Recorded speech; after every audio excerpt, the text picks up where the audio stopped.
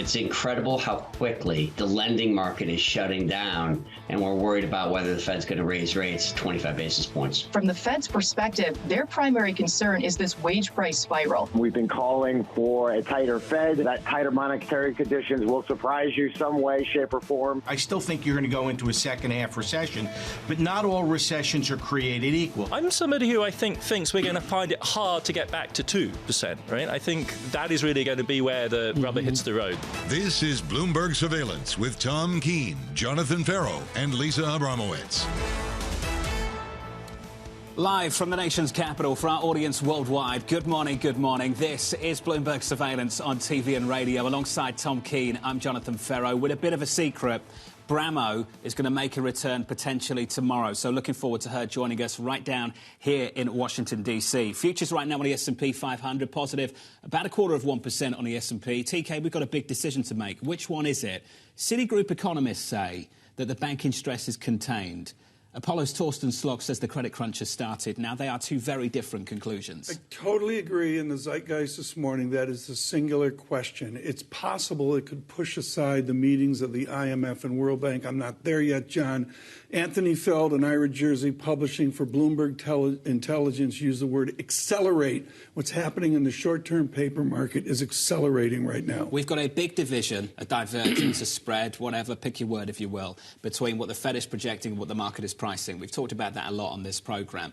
John Williams of the New York Fed, not worried about it at all. He was speaking to NYU yesterday, and he said time will tell. That's just not on his radar, seemingly in the way that we thought it was. I was surprised by that, and it's who he is as well. He's a great theorist. He's a great economist out of San Francisco, over to the New York Fed, the gentleman that maybe codified R-starred, which is also it'll be a big theme here this week. But yes, I was surprised by what John Williams said, pushing it away. Most people disagree. Also, some controversial comments about the speed at which they tightened and shaking off any potential blame about what's happened with two banks in the United States. What's so important here, John, is raising rates. Now what? And what I hear, I mentioned this yesterday, pause. Those kind of choices that have to be made along the way by us and also by the ECB as well. He pushed it away. The question's changed, though, Tom. A few months ago, it was about how far are we going to hike. Now it's about what are we going to reduce rates to? How far will we cut back? I'm not there. The IMF started this week, TK, by saying, and I think making some headlines, and we'll be talking about it through this week at the IMF meetings at their headquarters later on this week, Tom. They're making the point that rates can go back to pre-pandemic levels. I've heard a ton of pushback against that. Yeah. Rich Miller, writing for Bloomberg today, just says it's real simple. Can you consider Professor Summers of Harvard, or can you consider Professor Gopinath at the IMF? And there are two wide debates here. What I would suggest is you say the consensus into these meetings is to push back against the grimness of the IMF and the World Bank as well. That's going to be the debate down here in Washington. We'll revisit that debate in just a moment. I want to pick up on the price action and start with equity futures on the S&P 500. If you are just tuning in, welcome to the programme. We are just about positive by 12 points on the S&P, up around about 1/3%. Yields back in by a couple of basis points. No drama here on a 10-year, 339. On a 2-year, Tom, down 2 basis points. Just sub 4% here at 398. The drama, John, is the 3-month as compared to the 10-year, and here's the key phrase. We've never been here. Never. Rarely do I say that, but you really go back decades and decades and decades, and to see the 3-month on radio, it's simple. My hand's way up high, and the 10 years way down here, and that is the tension point into this Tuesday morning. And you can see the cuts that are starting to come through the front end of the curve, outside of T-bills, which, of course, are just tracking where Fed funds are. If you think about where the 2-year is, just going out a little bit further down the curve, Tom, we've gone from north of 5%, was it, to south of 4%, just like that, in a month or so. Just like that, pretty but quickly. On the BTMM screen, there's still a lot of 5% tension. It's out there, and that goes to the banking, to bring it full circle to how we opened, John, that goes to the banking crisis, and what are we going to see there? And some of those charts are pretty fragile right now. Joining us right now is Peter Oppenheimer, Chief Global Equity Strategist at Goldman Sachs. Pete, great to catch up with you, and good to have you with us on the programme, as always. Thanks, Can we start with the question that Tom and I were exploring? Citigroup economists say banking stress contained. Apollo's Torsten Slok says the credit crunch has started. Is it one or the other, Pete, for you? Well, it is, I think, a little bit of both. I mean, the banking crisis has been contained, given that there's good access to liquidity, and the strongest banks, both in the US and in Europe, have very strong capital positions. So nothing like the situation we were seeing during the financial crisis. But nonetheless, particularly in the US, you are seeing a big pullback in bank lending, particularly in mid and small size regional banks. And that is going to have an effect of tightening financial conditions for a large part of the economy, given that smaller companies rely disproportionately on loans from that part of the economy. So I think the big question is what spillover this really has to the real economy, and does it avoid a recession? Our view is it does, but I think the market, to Tom's point, is very much already pricing in a soft landing and quite a lot of optimism. Remember, the first quarter, the US was up 7%, the strongest we've seen at the beginning of any year since 2019. So I think there are still risks for the market. And Peter, also pricing in some profit headwinds to the financials as well.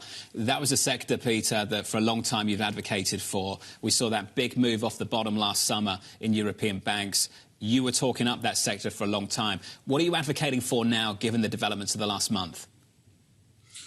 Well, in Europe's case in particular, and we've been overweight of Europe and still think that non-US markets offer better value, and they're generally doing better, and I think that can continue. We like the banks in Europe. We like the deep value sectors, banks, resources, and oil sector. They all had a fantastic year last year as rates rose and the fundamentals improved for them. They've had a very difficult start to the year, but they remain very cheap. On a relative basis, they're as cheap as they've been at any point since the financial crisis, if not cheaper, and the fundamentals are a lot better.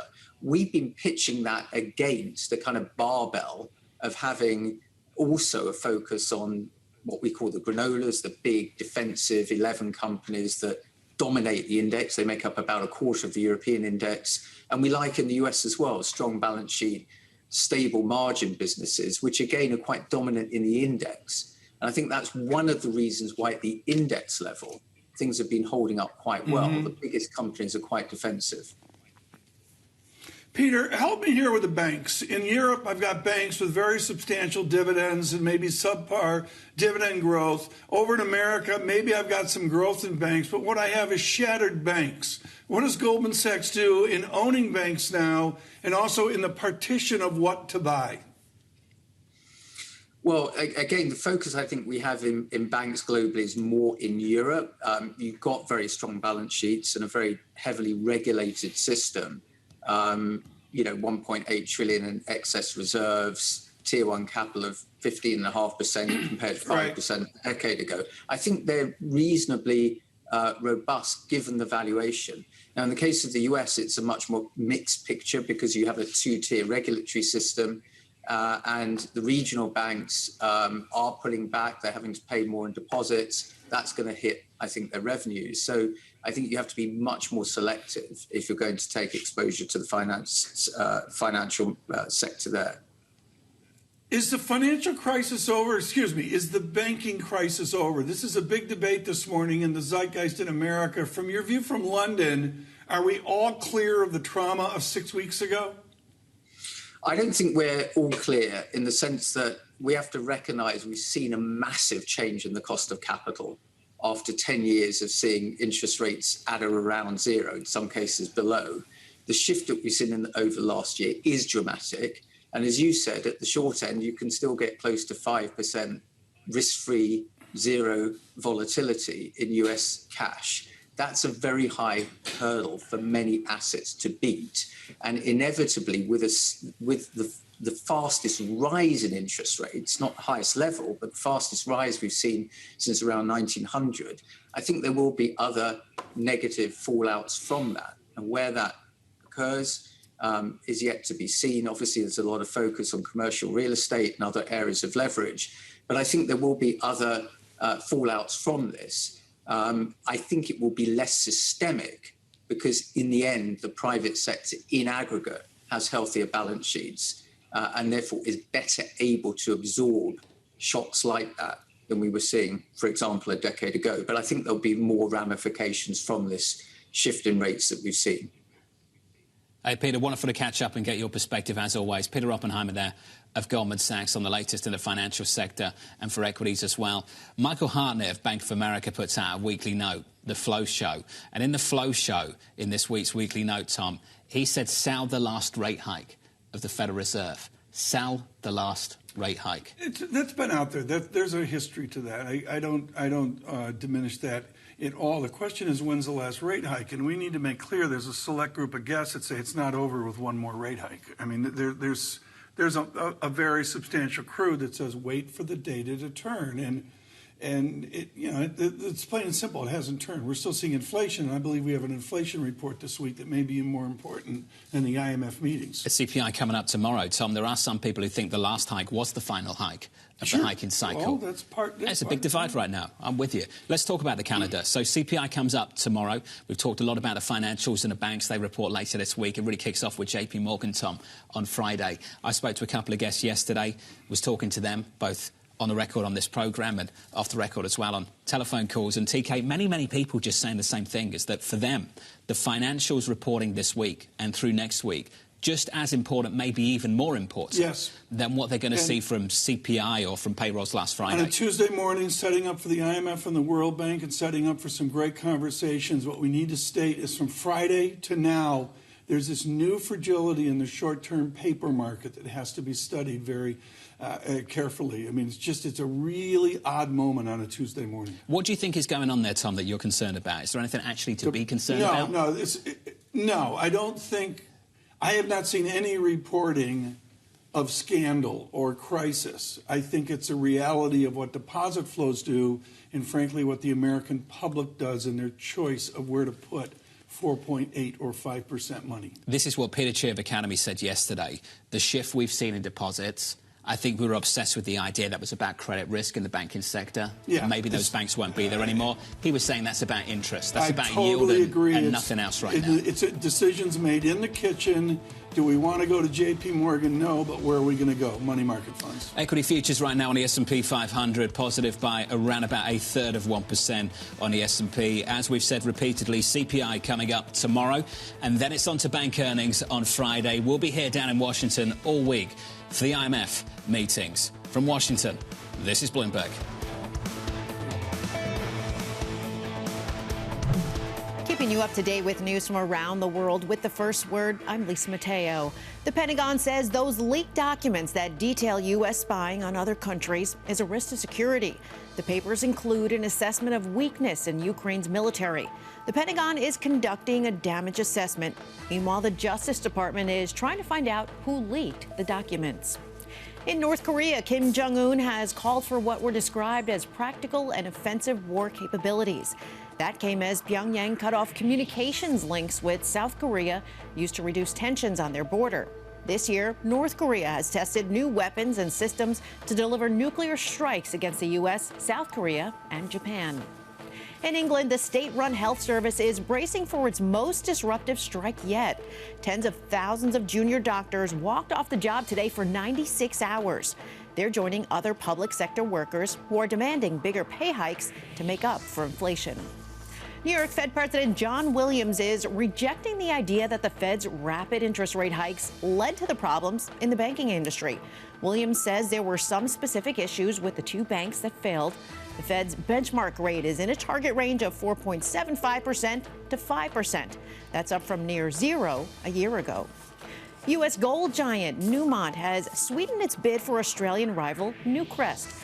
Newmont is now willing to pay $19.5 billion to close a deal that would create the world's largest gold miner. It would also increase Newmont's exposure to copper. Global news powered by more than 2,700 journalists and analysts in over 120 countries. I'm Lisa Mateo, and this is Bloomberg.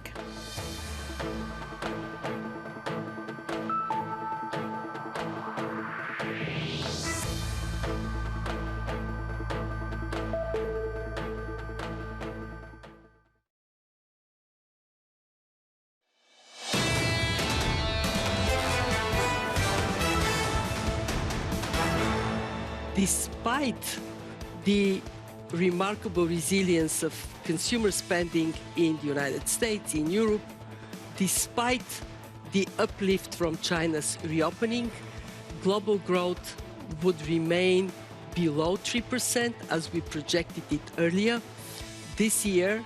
And what is more concerning, it would remain around 3% for the next 5 years.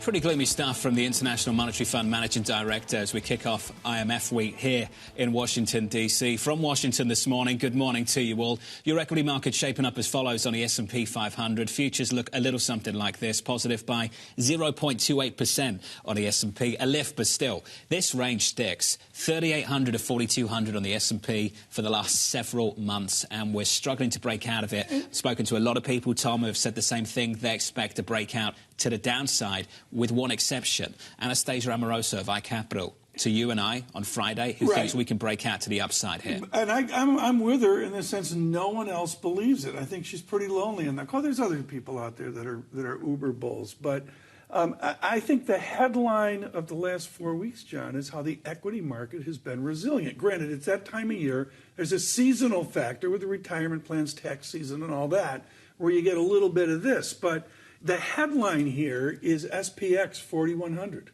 Then we return to the earnings. Tom, I asked this question yesterday. I'd love your thoughts on it.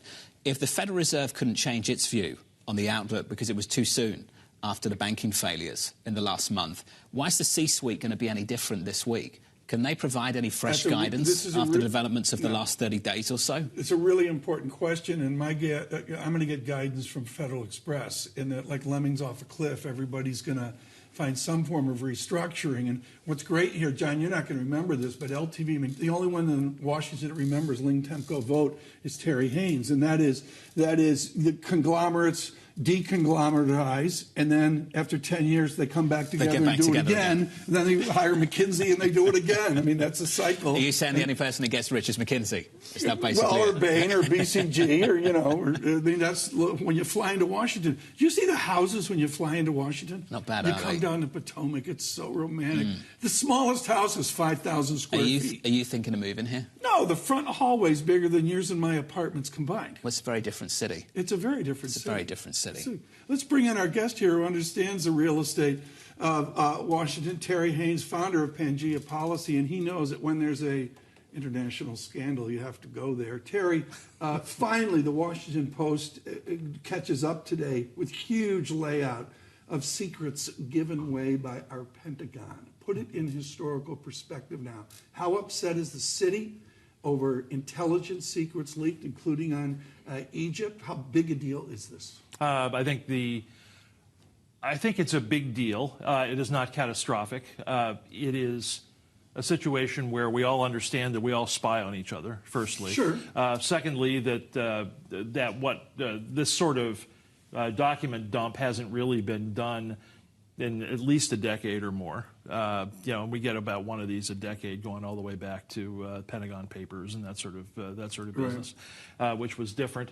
Biden's going to have some cleanup work on the aisles with allies, but overall, I say it's not that big a deal because it's not going to shake the foundations of alliances anywhere. But to politics, it says new technology. John's on Discord like 3 times a week. But the answer is there's a new technology involved that everyone has to adapt to. Sure. Do you have a confidence that our defense establishment, the military-industrial complex, will somehow adapt to the new technology, the new internet, the new speed of transmission? I think they will do so, but they'll do so slowly. There's always a lag time. My suspicion is that what we've had here is a situation where the systems haven't been upgraded for the last several years, and now they're going to be in a crash program. They're going to do slowly, John, because they're stuck in traffic out by Herndon. I mean, that's really what's going on. That's what's going on in Virginia. Yeah, that's why they're doing it slowly. Okay. Would you like me to get this back on the rails? That's a Washington angle. Continue. Okay. I want to talk about Macron and the comments that he made over the weekend in a couple of interviews. Terry, what did you think of them, just to begin? I thought generally that what the president was doing was trying to both mediate between the United States and China and actually position France in a position to be somewhat between the United States and China.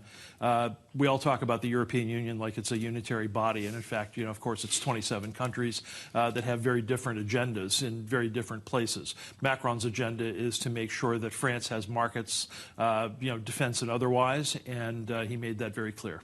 Do you think that Europe faces the very real risk of repeating the same mistake it made with Russia? Yes, I do. Absolutely. There's such a thing as mediation. There's such a thing as making sure that you have communications open to both sides. There is also a serious possibility for kind of willful misinformation, willful desire to abandon yourself to the idea that we can deal with China in the same way we can deal with the United States or other countries. I don't think that's so. What do you think the White House can do about this?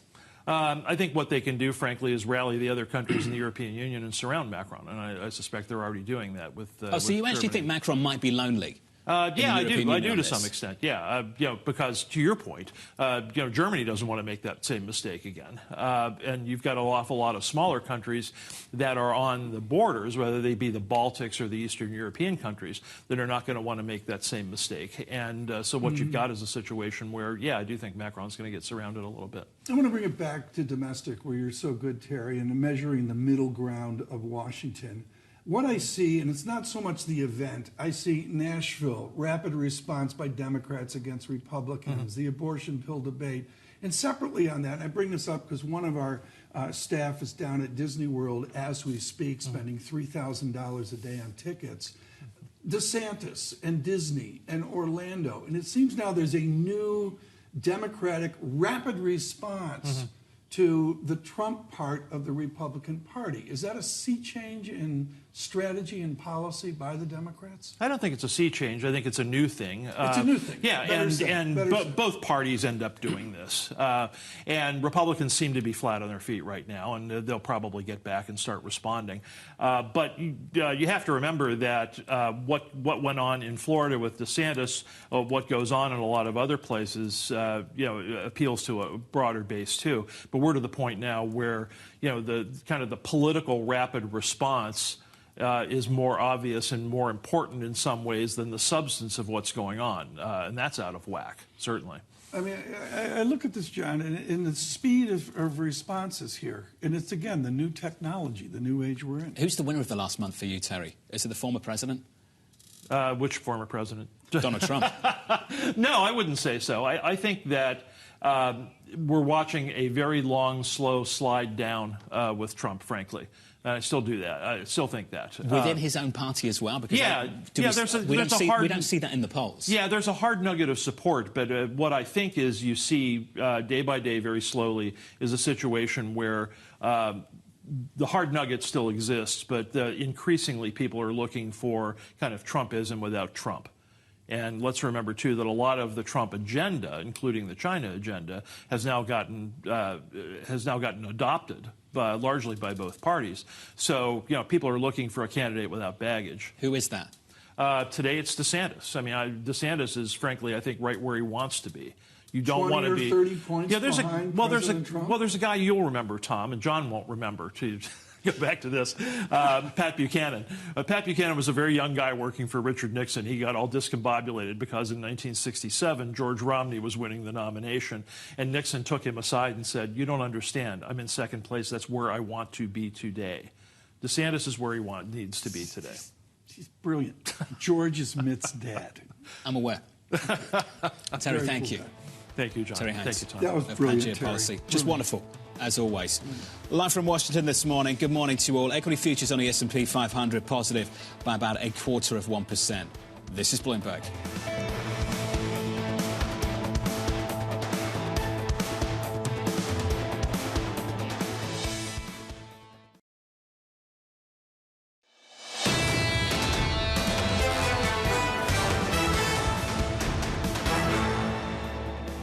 Live from Washington, good morning to you. Let's check out the price action. Counting it down to the opening bell, about 3 hours away. Equity futures positive by 0.2% on the S&P. On the Nasdaq 100, positive by 1/3%. The Nasdaq, without a doubt, the winner of the year so far, year to date. Into the bond market we go. What a range we've seen in the bond market over the last month or so. We've talked a lot about that on a 2-year. Just short of 4% right now. 3.98, down 2 or 3 basis points on a session. Similar move on a 10-year maturity. That yield is 3.3925. We're down about 2 basis points there. I want to finish on foreign exchange just briefly for you. Euro dollar, the high of the year, 110.33. Do you remember the high of the year? Just after the ECB, before that monster blowout payrolls report in early February. The payrolls report, I believe, was February 3rd. I think February 2nd was the intraday high of the year on euro dollar. Short of that right now at 109.11, but certainly some renewed euro strength over the last several weeks. We're positive on that currency pair, Tom, by about 0.5%. Yeah, and what's interesting here is there's lots of things buttressed up against resistance or sitting on support is a classic technical thing, John. To me, I'm watching the 10-year real yield 1.11%, and it's sort of there in the last week. But with any kind of news flow, which way does it cut? And that's the mystery just on that one parameter. As you mentioned, euro. There's some real debate. I mean, there's people looking at 120 strong euro, which seems out of the realm of thinking. I think we're all working through the calendar and continue to do so. We'll keep revisiting that. CPI comes up tomorrow. We'll have full coverage, of course, right here on Bloomberg TV and on Bloomberg Radio. Veronica Clark of Citi expecting inflation to come in a touch higher than others expect. They expect core CPI will rise by 0.5% month on month for a second consecutive month in the month of March, highlighting that core inflation has yet to slow substantially. Further confirmation that core inflation is not yet sustainably slowing down should keep the Fed raising rates again at the May FOMC meeting. And Tom, of course, the call from Citi is that they don't necessarily stop in May. They may well keep going. Andrew Hollenhorst and Veronica Clark have really reaffirmed that. And I think this is a really important conversation for those of you talking rate cuts. Veronica Clark, of course, at Citigroup. Veronica, not only do you talk about the place of inflation right now, but you say, if anything, you'll be surprised to the upside. What parts of American inflation push us to the upside? Yeah. When we do our inflation forecast, we really do a very detailed bottoms-up forecast. And we're still seeing strength in things like shelter prices. I think everyone could be maybe overestimating how quickly those still might slow. But really, it comes down to those core non-shelter service prices. That's what Powell has focused us on. Those can stay persistently strong. Things like medical services, recreation, can definitely see a lot of upside there still. Let's focus on medical inflation. It's such a large part of the inflation pie. What is your year-over-year forward on medical inflation? Dare I say it's double-digit? I don't know if we'll quite get to double digits, but I think we can definitely see that component picking up. Not even necessarily in CPI data that we're going to get tomorrow, but I would look more for PPI data later in the week. That's what will matter for PCE inflation, but you can definitely see that running consistently at 5%, maybe 6%, getting closer to double digits, maybe not quite there yet, though.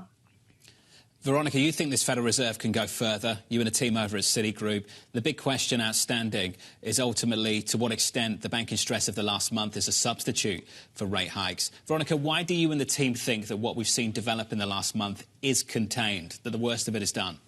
Yeah, I think we're seeing things stabilize now, and it's not that we wouldn't expect no impact on activity or inflation from tightening lending, and this probably does mean that lending standards tighten more and credit pulls back a bit more, but we should have already been expecting some of that, of course, from higher rates. And it's not that you're going to see it immediately. This is much more a second half of the year, end of the year type issue for the broader economy. And then for the Fed, the more near-term pressing issue is that you'll still have 3 months or so at least of pretty consistently strong inflation prints. And it seems hard to see a scenario where they're pausing, where we're still running core CPI at 0.5 every month. Just to frame the current split, the divergence, you're well aware that the market is trading well below the Fed's dot for year end. Veronica, you're on the other side of this. You're well above the dot for year end. Just give me some numbers on that. Where do you see the terminal rate still for this Federal Reserve? Yeah, we still have that terminal rate at 5.5 to 5.75. So that's a 25 basis point hike in May, another in June, another in July. And again, it comes down to this timing issue where we'll have tomorrow's CPI report before the May meeting. It's probably a lower bar for them to hike still in May. That's what the dots show. But before the June meeting, after the May meeting, we'll have 2 more CPI prints, and those look like they can stay consistently strong. And then at the June meeting, we'll have an update to projections for inflation, growth, and the dots. And it seems unlikely to us that the Fed will have to be revising higher their inflation forecast and then not still hiking. I think that keeps them going. The markets, of course, will just get there over time as we get consistently strong inflation data. Veronica, this is really important. What you just said there is stop the show. You and Andrew are reaffirming a set of rate moves higher. So when you talk to Keith Horowitz, I mean, I know you're not on speaking terms, but how does your banking team at Citigroup adapt in, I guess the crisis is over, but adapt to flows in banking given your economic call? How do they adapt to that? Yeah, I certainly don't want to speak for them, but I think, the system as a whole, we know that there are these issues, but it does seem like, the Fed's facilities are working to control liquidity issues. And if things do stabilize, well, we know that the Fed has all of those other tools to deal with financial stability, but we do still have this price stability problem, and their only tool really to deal with inflation is rates. So where does a money market fund go? I mean, I don't want you to be a rate strategist for Citigroup, but if I got the Holland Clark call, I think I'm looking at a money market fund of 5.5 or even higher percent, right? Yeah, I mean, we certainly would have, short-term yields going higher again. You could see more deposit outflows, of course, but that was already happening even before the banking crisis. But that is what needs to happen. You need people to stop spending. You need credit to contract, and that's what slows the economy and brings down inflation. John, I look at this, John, and besides our compliance officer just fell off the chair, listening to that, I mean, if you get a Citigroup framework, what does that do to SOFR, LIBOR, all the Ira Jersey stuff? What does that do to somebody watching this or listening to this, to that money market choice, 5.65%? That's not 5%. That's a bigger percent. With a vengeance, you go there. So, Veronica, as you pointed out, that would be a feature and not a bug of monetary policy. This is what they're trying to achieve. But given what we've seen develop in the last month, do you not think that would contribute to renewed stress in the financial system? Yeah, that's certainly a risk, and we have seen some of those cracks show up at this point. But I think that for the Fed, at least, they would see all their other tools that they've used, the new facility, the discount window, as helping to control those financial stability issues. And it is a really tough situation. I'm not saying it's an easy thing for them. It could be an uncomfortable couple months here, but you do still, unfortunately, have an inflation issue. Can we talk about what's developed in the labour market as well? On Friday, what we saw was a really resilient NFP, non-farm payrolls print. Once again, we've had a year of those, just upside surprise. But I don't think we've had a downside surprise since the March report, which came in early April of last year. Veronica, some people look back to the data of last week and they're looking for noise versus signal. Was the data before the payrolls print the noise or the signal? Because we had a string of misses going into that print. Yeah, we had some softer ISM readings. We had job openings that came down. Revisions to initial and continuing jobless claims that maybe those look a lot higher now and are trending a bit higher. I would say a lot of this data we should still take with somewhat of a grain of salt, especially that claims data. There looks like there's some seasonal pattern that didn't get worked out with some seasonal factor revisions, and I would say all of it is consistent with an economy that should be slowing, but certainly is not, headed off a cliff into an immediate recession. But we should be expecting, ISM services in a 50-55 range. We should be expecting job openings to be coming down. And I think, the labor market data, of course, on Friday, it is still a very strong labor market. The unemployment rate is still very low. It looked a lot like a 2019 kind of jobs print, but when you're running core inflation that's pretty consistently at 5%, you have to be worried that, a tight labor market like that will just add to the upside risk for inflation. Hey, Veronica, this was great. As always, Fabulous. Veronica Clark there Veronica, over at Citi, working alongside Andrew Hollenhorst with a call for Fed to take rates to 550. Tom, 550 to 575. I'm glad Bramo's not here. Bramo would have fallen apart. I think she would have been into her Lisa second Bloody would have jumped Mary. all over that one. I mean, you know, there's a whole group out there, and Lisa, I think, is very comfortable with this. I'll let her speak for herself, I believe, tomorrow when she gets back from the Bahamas. But the basic idea here, John, is simple. There's a group modeling out rate cuts. I didn't hear that there, I don't believe. You don't hear it from the Fed. You don't hear it from Citigroup. Yeah. But Citi are taking rates further than the Fed are willing to take rates at the moment. I don't think the Fed is willing to come out at this point and make the call that the stress of the last month is contained and they've got a deeper understanding of how much the spillover, what it's actually going to look like. Citi's ultimately making that call. Citigroup is making the call that they think the spillover that you get from the last month will be limited.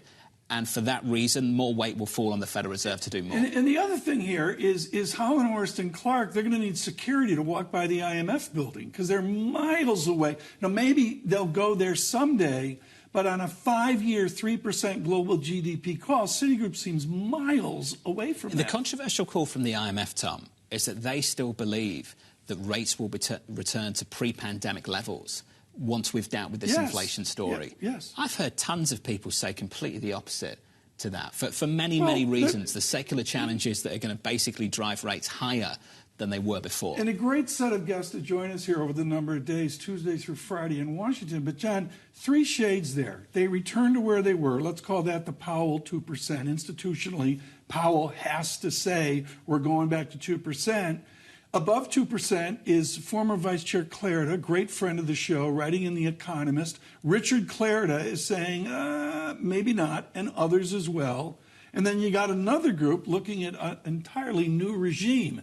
And the debate is, John, where is that new regime? Is it 2.8%? Is it 3%? Dare I say, could it be higher? I can tell you that in about 20 minutes from now, we'll catch up with Mike Schumacher of Wells Fargo, and we'll have that conversation with him after an amazing call from Citi, who still believe rates can get close to 6% over at the Federal Reserve, even with the threat of recession still lingering and that conversation continuing. Equity futures on the S&P 500 this morning, positive about 0.2%. Live from Washington through the week, this is Bloomberg Surveillance.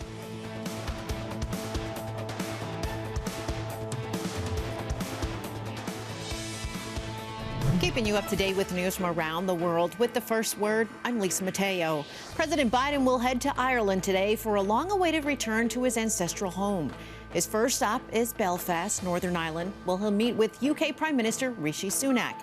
He'll then travel to the Republic of Ireland to mark the 25th anniversary of the Good Friday Agreement and celebrate the recent Brexit deal. Senate Democrats want an investigation into undisclosed luxury trips that Supreme Court Justice Clarence Thomas accepted from a wealthy Republican donor. They've asked Chief Justice John Roberts to conduct a probe. The Senate Judiciary Committee, controlled by Democrats, will soon hold a hearing on the court's ethical standards.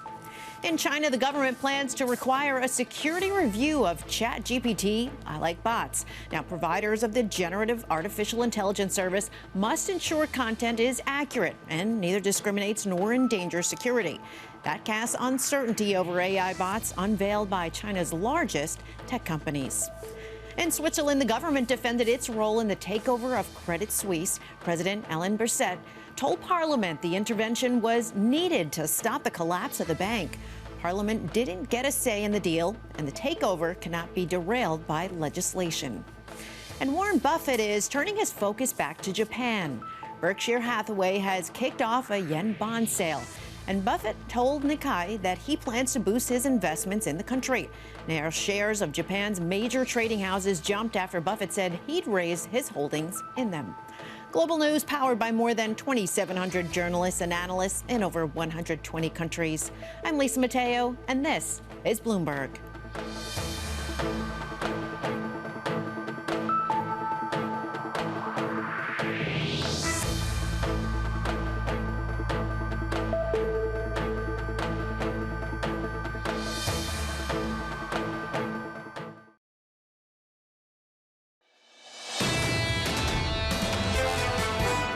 There's losses being allocated by the world system now, but we should keep in mind, if you just lower the interest rates back down, it won't solve the problem. What that means is that people will suffer from inflation. The dollar weakens, the inflation rate goes back up, and that hurts the poor the most. So I think there has to be a goal of finding a low inflation environment and dollar stability for the future. David Malpass, the World Bank president. Someone needs to tell the IMF managing director, Tom, that when someone speaks, you can't keep saying, yeah, yeah, yeah. You know, who does that remind you of? Who does that remind you of? Who could that be? Who could that be? I wonder where she learned that. Where do you think she learned that? She's got this thing, too. She's got the hand like this. I wonder if she got that from you. Let's check out the price action just quickly on the S&P 500. Equity futures shaping up as follows on the S&P. Slightly positive by 0.2% on the S&P 500. Yields lower by 3 basis points, 3.38 on a US 10-year. Just a note, for Bloomberg Surveillance, Lisa is going to kick off a new surveillance newsletter today. I just want to point out where you can sign up. You can sign up at bloomberg.com/newsletters for daily insight from Bramo and the best moments from Bloomberg Surveillance. Very cool. A tinge of gloom in it. Come on, it's got. If Lisa's driving this bus, it's got to have a flavour of gloom. It's got to have some worry to it. It's got to. It's the going to be report. The daily anxiety. Yeah. You know? 8 pages, 12 pages? I don't know. We'll find out. It's killing it. I believe first edition today. So very cool. Well, much more about that. And some of the digital stuff we're planning forward here as well. This is an extremely important conversation because of the number of narratives in Washington. In all my years of doing this, the spring meetings of the IMF in Morocco later this year in October, there's 5, 6. It's like Howard Johnson's years ago. There are 28 flavors of narratives on where we are heading. A student of this is Douglas Redeker, managing partner, International Capital Strategies, but far more, and a former executive board member at the IMF and affiliated with Democratic politics in Washington. Doug, thank you so much for joining us. You were at Vassar a million years ago, and you're sitting there and they go, look, IMF, there's 2 narratives. What happened? Why do we have 14 narratives now? Oh, look, I don't think you can start with the IMF of 20, 30, 40 years ago. I think it's a completely different institution. I think right now it has very little to do with the IMF and more to do with the world. So I guess we're better off that there's not one overwhelming crisis. If you go back to the Greek crisis, the Euro crisis, COVID, even Russia, Ukraine, those were dominant themes that squeezed everything else out of the room. I guess if you want to look at this through rose-colored glasses, the fact that we have multiple different narratives is probably better than we're all overwhelmed by a single one. That doesn't mean any single one of those is easy to resolve or the week is going to come out with anything that is concrete. But at least it's better than one thing that everybody's focused on because it's existential. There is in the Financial Times today, and I've been searching for this for 3 years, folks, 3 years. What's the right phrase for the attitude we have from the great financial crisis? And Ruchir Sharma, ex-Morgan Stanley at the Rockefeller Foundation, absolutely nails it this morning, calling it the rescue culture. Is that what we're trapped in, where every institution goes, there can be no pain, there can be no angst, nobody can go out of business, every deposit's got to be covered? Do we have an international rescue culture?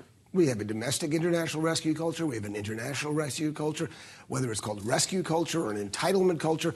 Yeah, I think everybody assumes that there's a put, some form of put, whether that put is a central bank put or a fiscal authorities put or an IMF put. Everybody feels somewhat entitled. You've got me sounding much more pessimistic and negative than I thought I would be. But the fact of the matter is, yes. Imagine if Bramo was here. Oh, my word.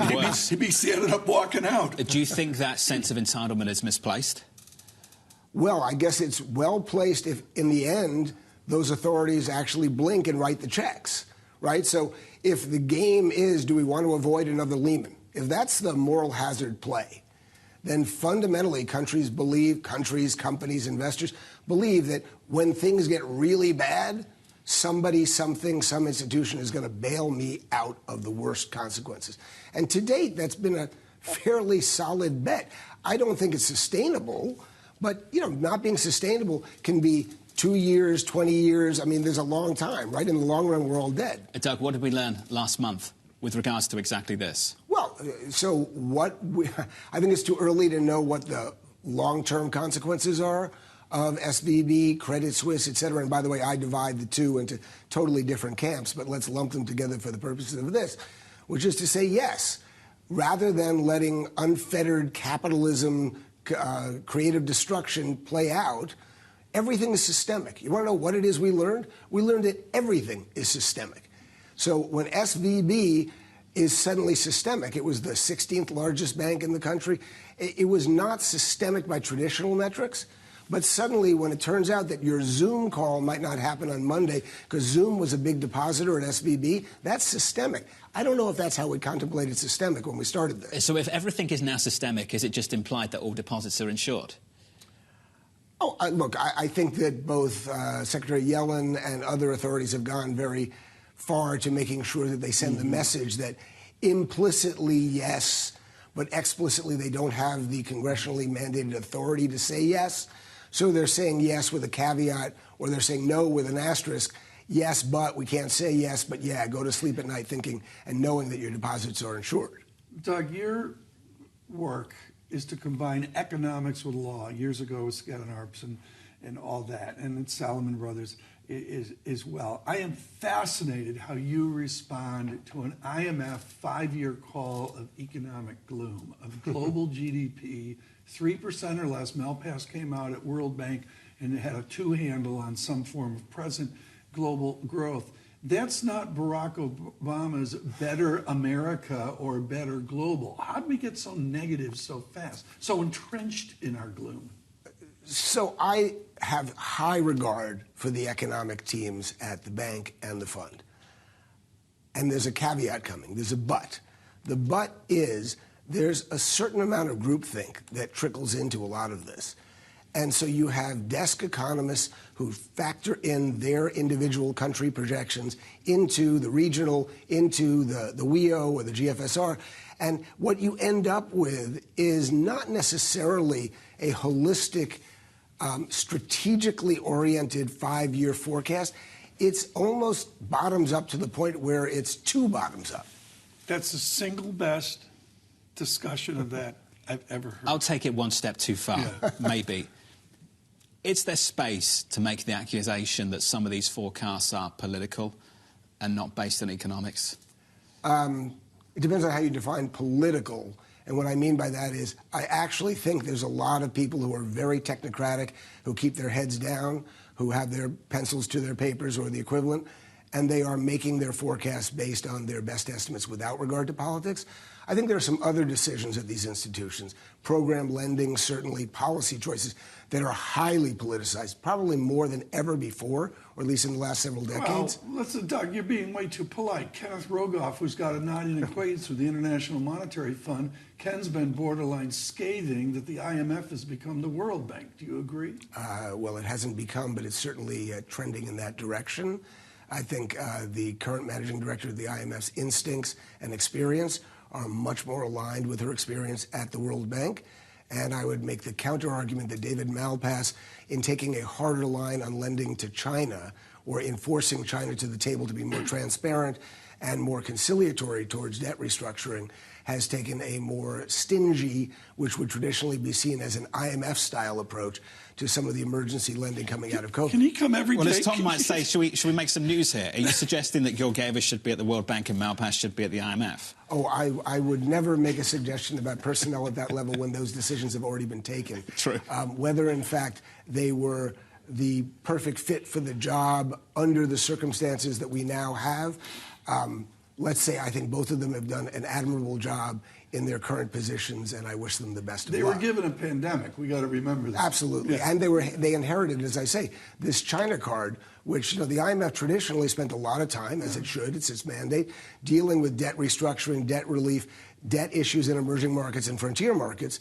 And that certainly is something that each one of them has handled in a different way.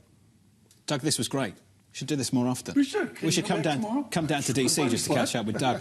Douglas Redeker there on the World Bank and the IMF, Tom. But these are the themes that are out there. This is what's beneath the headline. Well, there are many data. themes, and I think that's the point Doug's making. Yeah, but the back talk here is what people are talking about, which is you know, Ken Rogoff's been really articulate about it. He wrote an essay, I believe it was for Project Syndicate, and he didn't mince words. John, this is an IMF that's taken on a pandemic mission very much like the World Bank. Equity futures on the S&P 500 now, positive by about 0.2%. Coming up a little bit later on the programme, Mike Schumacher of Wells Fargo. Looking forward to that conversation with interest rates and yields a little bit lower by 3 basis points on a 10-year. From Washington, this is Bloomberg.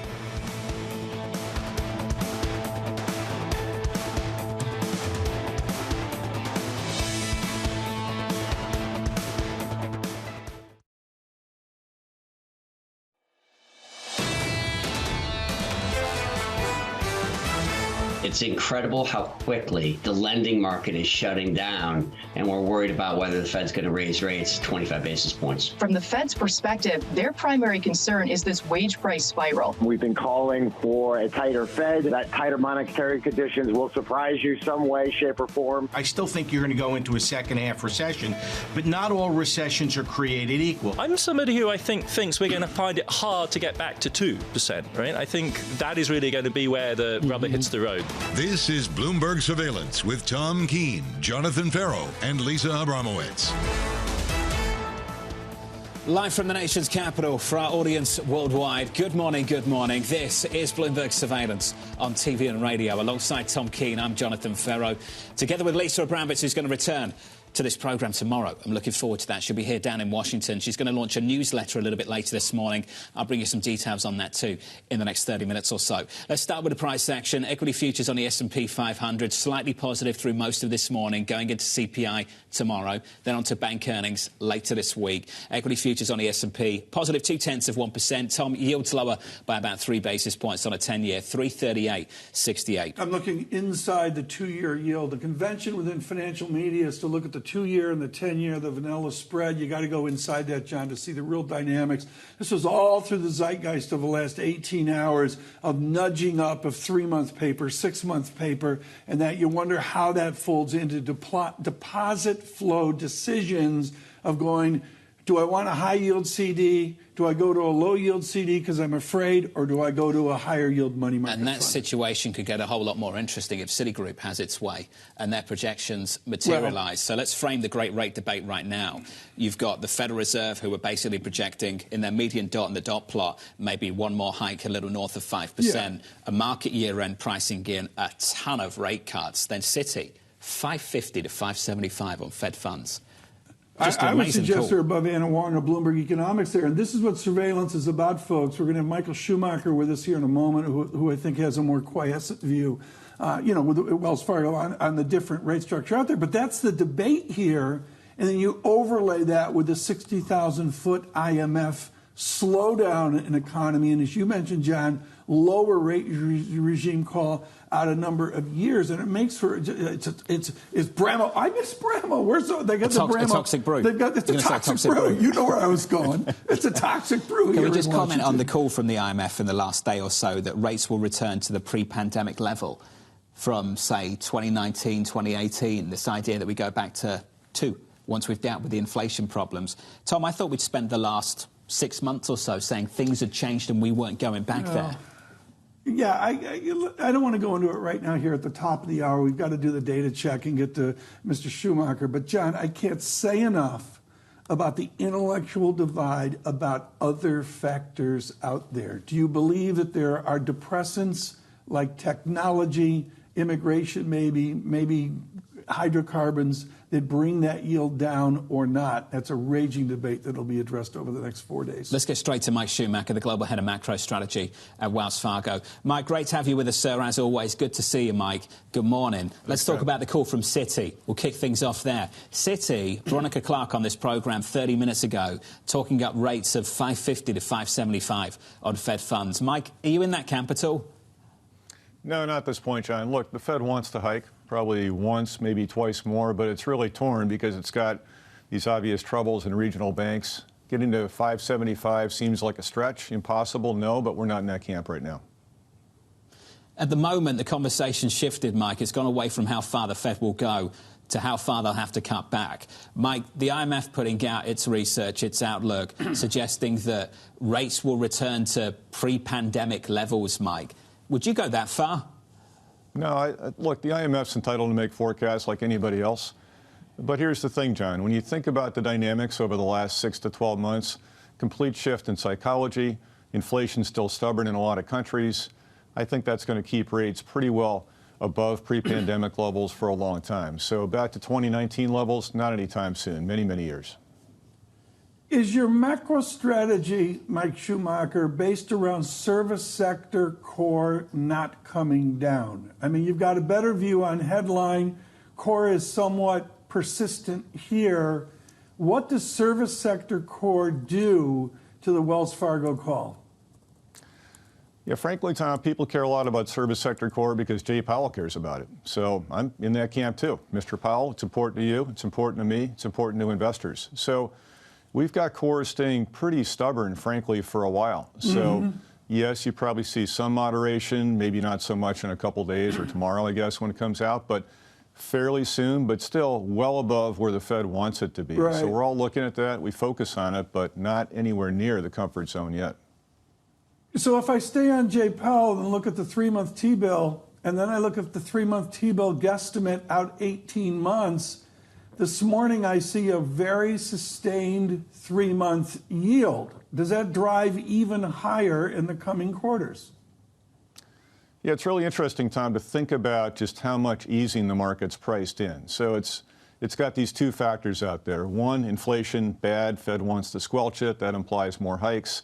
Number two, financial system, angst, rickety structure, et cetera. That would imply a lot more cuts. We think there are too many cuts priced in, both for this year and for next year. The big test is going to come in the second part of this month. A lot of earnings releases. If the system gets past that, I think you'll see the number of cuts priced for 23 and 24 go down a lot, and that should push up things like the 2-year yield. Bring it in close. A managing director of the IMF just emailed me and says, ask Schumacher what we see tomorrow. Mike Schumacher, what do we see tomorrow in the inflation report? Yeah, focus on core. We've got that coming in at 0.4%. And that's probably not going to shock anybody, Tom, but we think about how the market reacts to surprises as well. And in our view, it's very skewed. So let's say core comes in hot, 0.5, 0.6. We think you get much more of a reaction to a hot print than a weak one. Because, again, the Fed wants to hike. And in our simple calculus, the Fed's going to ease only if something breaks. So core coming in at 0.4, 0.5, even 0.3 doesn't really change that aspect of the Fed's decision-making. Two banks breaking, John, didn't get it done. We need Mike, more than that. That's the question, isn't it? Hasn't something broken? Something additional, John. So something broke. You've got a huge Band-Aid on it, whether it's Credit Suisse, whether it's SVB, take your pick. And now it's the question of, as your last guest pointed out, where is the strike on that put? Is that put still there? Should investors rationally think it is? Perhaps so, but you need to have, at least for the Fed to come in or the ECB or the SNB, another big debacle out there for the markets to become even more unnerved. Well, the immediate concern was spillover. Mike, have you drawn conclusions on how much spillover we're going to see from those incidents? Really tough to see and quantify at this point, John. SVB seems like it's pretty localized. When you think about Credit Suisse, that's a more challenging, difficult unwind, but assuming that deal closes pretty soon, probably not a ton of spillover. But I think the bigger issue is, in particular in the U.S., you've got thousands of banks, and in particular something like 100 that range between $10 billion and $100 billion in assets. We simply don't have a lot of visibility into those balance sheets, those structures right now. Are they huge? No. But collectively, could there be a problem? Perhaps. Well, Mike, I'll keep returning to the question I've returned to then. What are the long and variable legs of a banking shock? And is it too soon to draw conclusions? If you're the Federal Reserve and you sit there on May 3rd, do you have the incoming information, the sufficient information you need to make that call?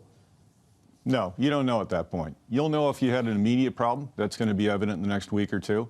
But there simply is not enough time to know, is the system really on solid footing right now? A lot of clients talk about things like commercial real estate. Where does that go? Probably doesn't look that great.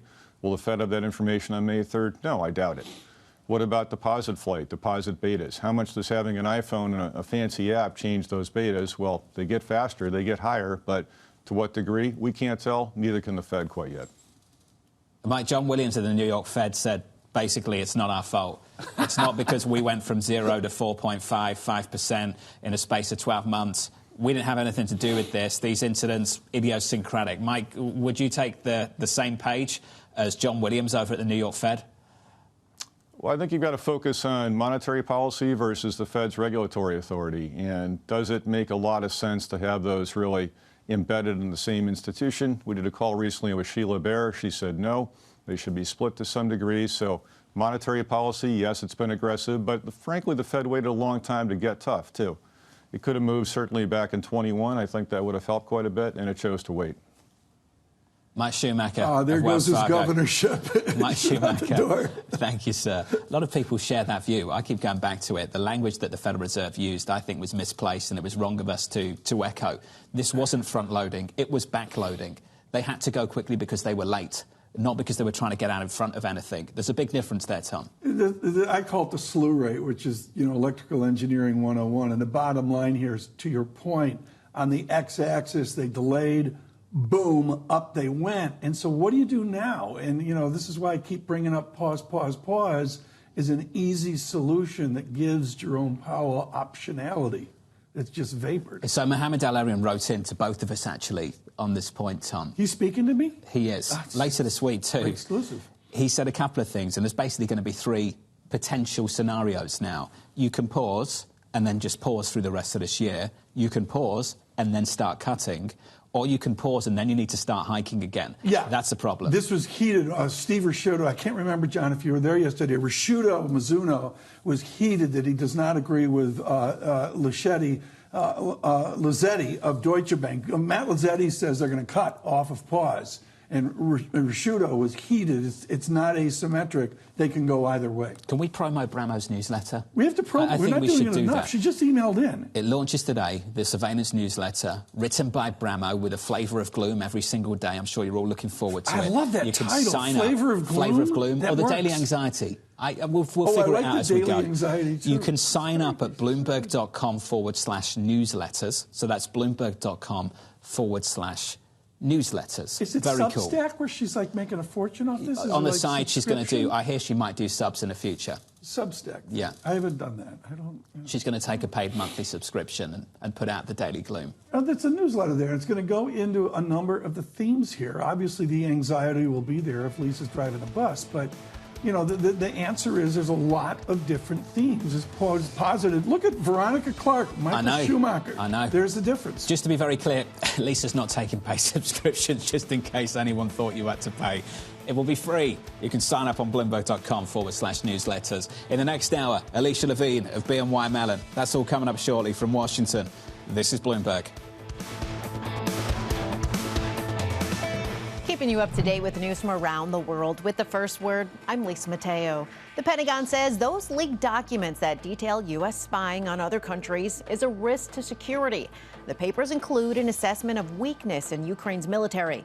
The Pentagon is conducting a damage assessment. Meanwhile, the Justice Department is trying to find out who leaked those documents. In North Korea, Kim Jong-un has called for what were described as practical and offensive war capabilities. That came as Pyongyang cut off communications links with South Korea used to reduce tensions on their border. This year, North Korea has tested new weapons and systems to deliver nuclear strikes against the U.S., South Korea, and Japan. In England, the state-run health service is bracing for its most disruptive strike yet. Tens of thousands of junior doctors walked off the job today for 96 hours. They're joining other public sector workers who are demanding bigger pay hikes to make up for inflation. And billionaires Tyler and Cameron Winklevoss are using their own money to support their crypto exchange, Gemini Trust. Bloomberg's learned the twins have made a $100 million loan to Gemini. The firm has faced numerous setbacks during the year-long market downturn for digital assets. Warren Buffett is turning his focus back to Japan. Berkshire Hathaway has kicked off a yen bond sale, and Buffett told Nikkei he plans to boost his investments in the country. Shares of Japan's major trading houses jumped after Buffett says he's raised his holdings in them. Global news powered by more than 2,700 journalists and analysts in over 120 countries. I'm Lisa Mateo, and this is Bloomberg.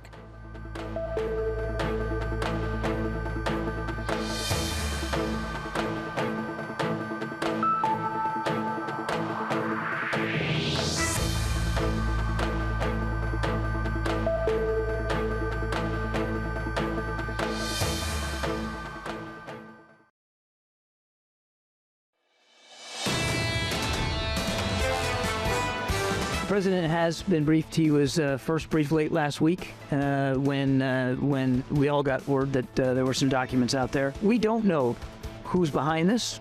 We don't know what the motive is. At this point, do you believe the leak is contained? Are there more documents out there that have not been released publicly? Is this an ongoing threat?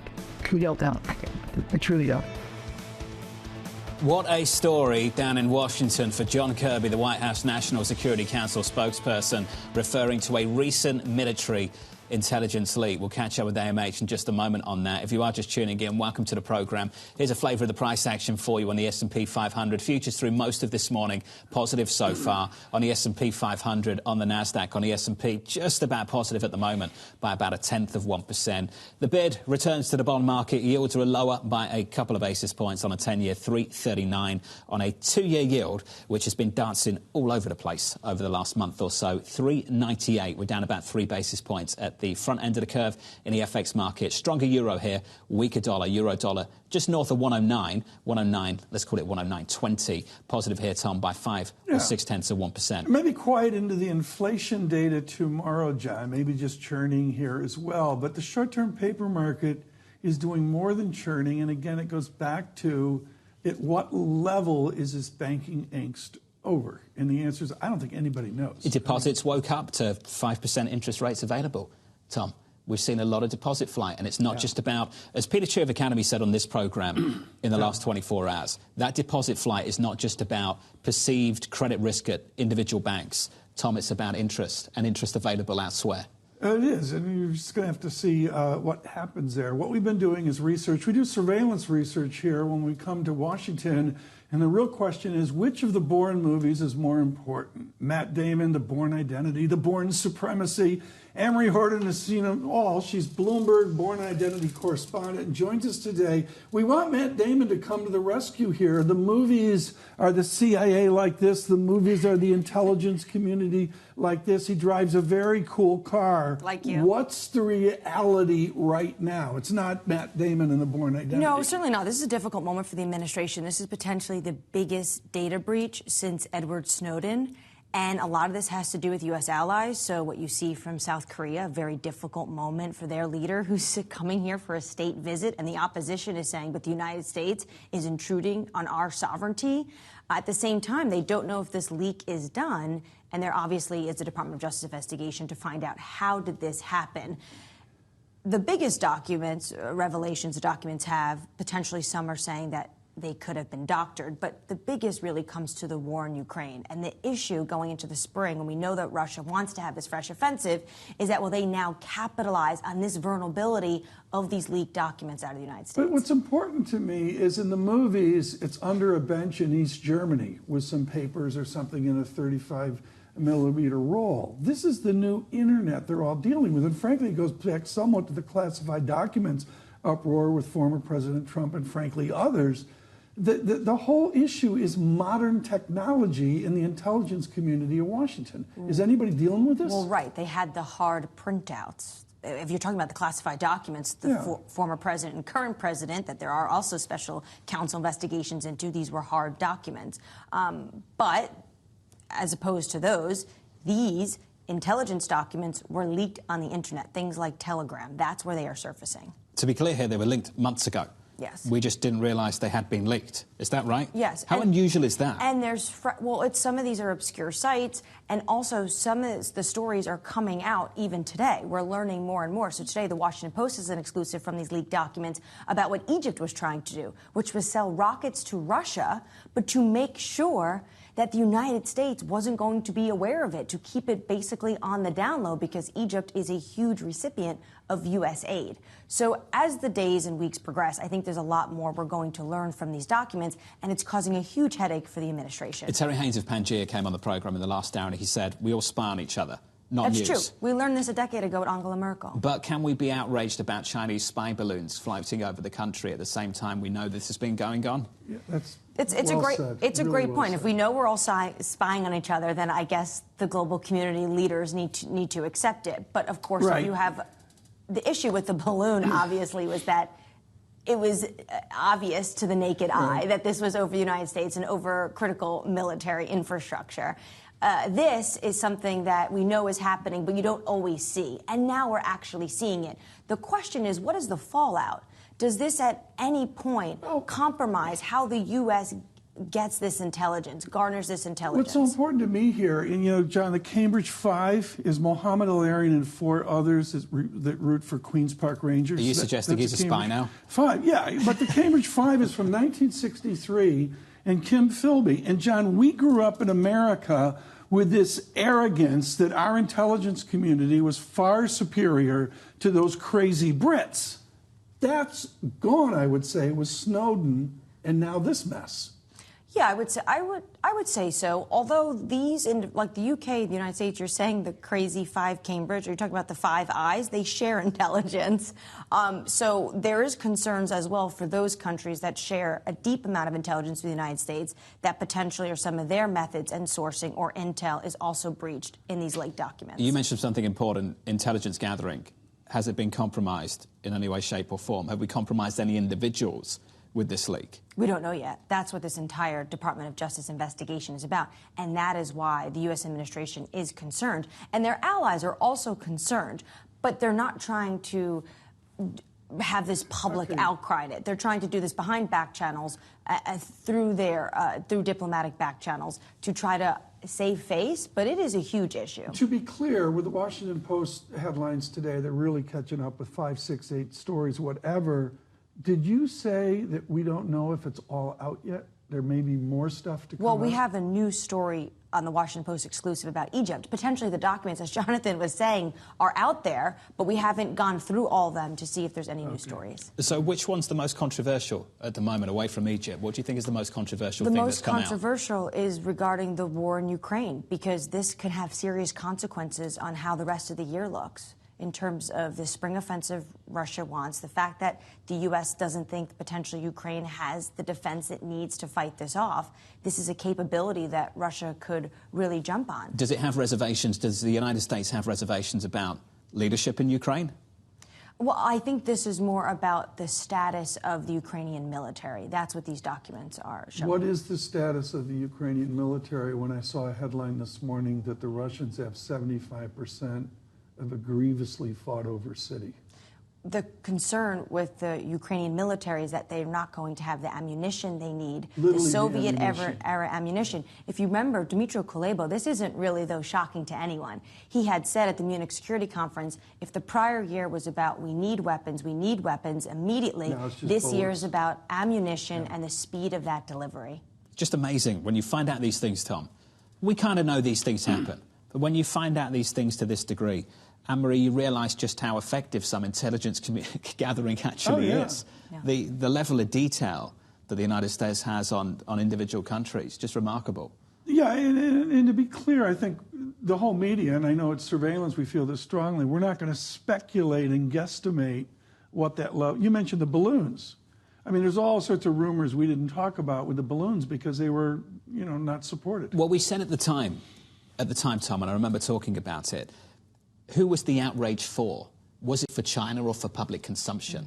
And there was, to some degree, it felt like it was for public consumption because the administration was aware, Anne-Marie, it was happening. And remember, Secretary of State Antony Blinken was scheduled to go. He had a trip planned even though he knew this kind of thing was happening. The issue, of course, with the spy balloon was that it became public.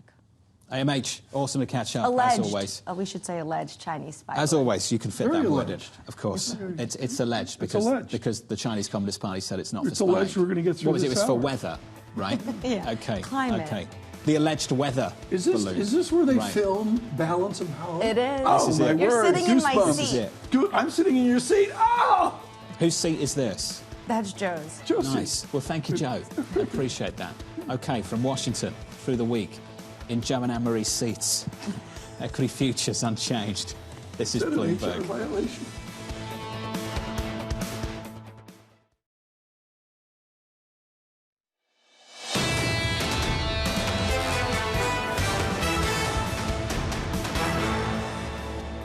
Is it too early for the countdown clock for the inflation data? I believe it's about 25 hours away. TK loves this stuff. 25 hours to go. Can we get a Ben's Till Chili Bowl CPI. countdown clock? How That's about about that? Up on 3 your hours street? away. Yeah. 3 hours away? 3 hours away, maybe. From Washington, D.C. this morning, good morning to you. Here's the price action at the moment on the equity market. Futures slightly positive through most of this morning on the S&P. Now turning just a little bit negative on the NASDAQ. We're down about 0.2%. The S&P 500 totally unchanged. We've talked about the data this week. CPI tomorrow. You'll get Federal Reserve minutes as well. Later on in the week, some bank earnings in the mix as well. Michael Hartnett of Bank of America. Investors are too optimistic on rate cuts, not pessimistic enough on recession. Capturing some of the recession talk, the move in the bond market over the last month or so.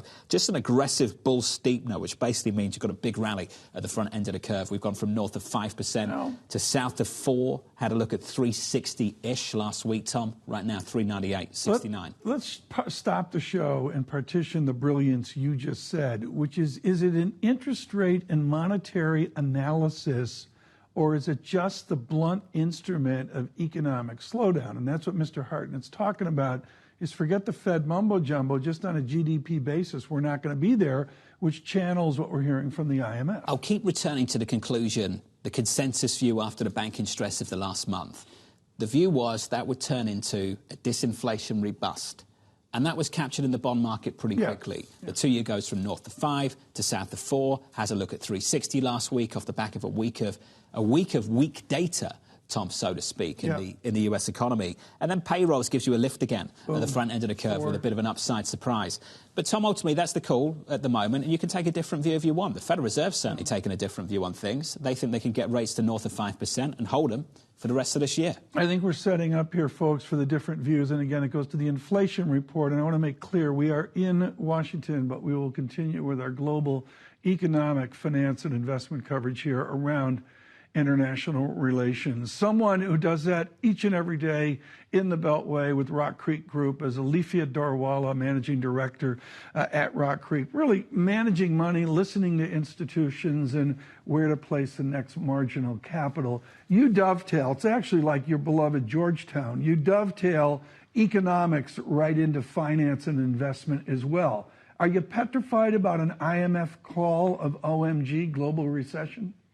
I think, the IMF came out in October, but we've also seen some contrary opinions out there, right? And then you look at the equity markets, you look at the disconnect between equity markets and bond markets, both telling you extremely different things, and I think it's a little puzzling out there. I do think, unfortunately, there's more downside in the equity markets than there is upside today, whether or not the IMF is right on their 5-year, 7-year calls in terms of global GDP forecast. So where are you in the equity market? Are we in all cash? Are we in the triple leveraged all cash fund? Or can you participate in the equity markets given your caution? Well, last year cash was one of the best trades out there, right? Or the 6-month T-bill wasn't a bad place to be, was probably the best trade of a lot of institutional investor portfolios. We are defensive and pretty cautious on equities. That being said, you have a long-term portfolio, you can't be out of the equity markets. And you would have missed, what, an 8% rally, 20% rally in the NASDAQ if you were Yes, for the I first did. quarter.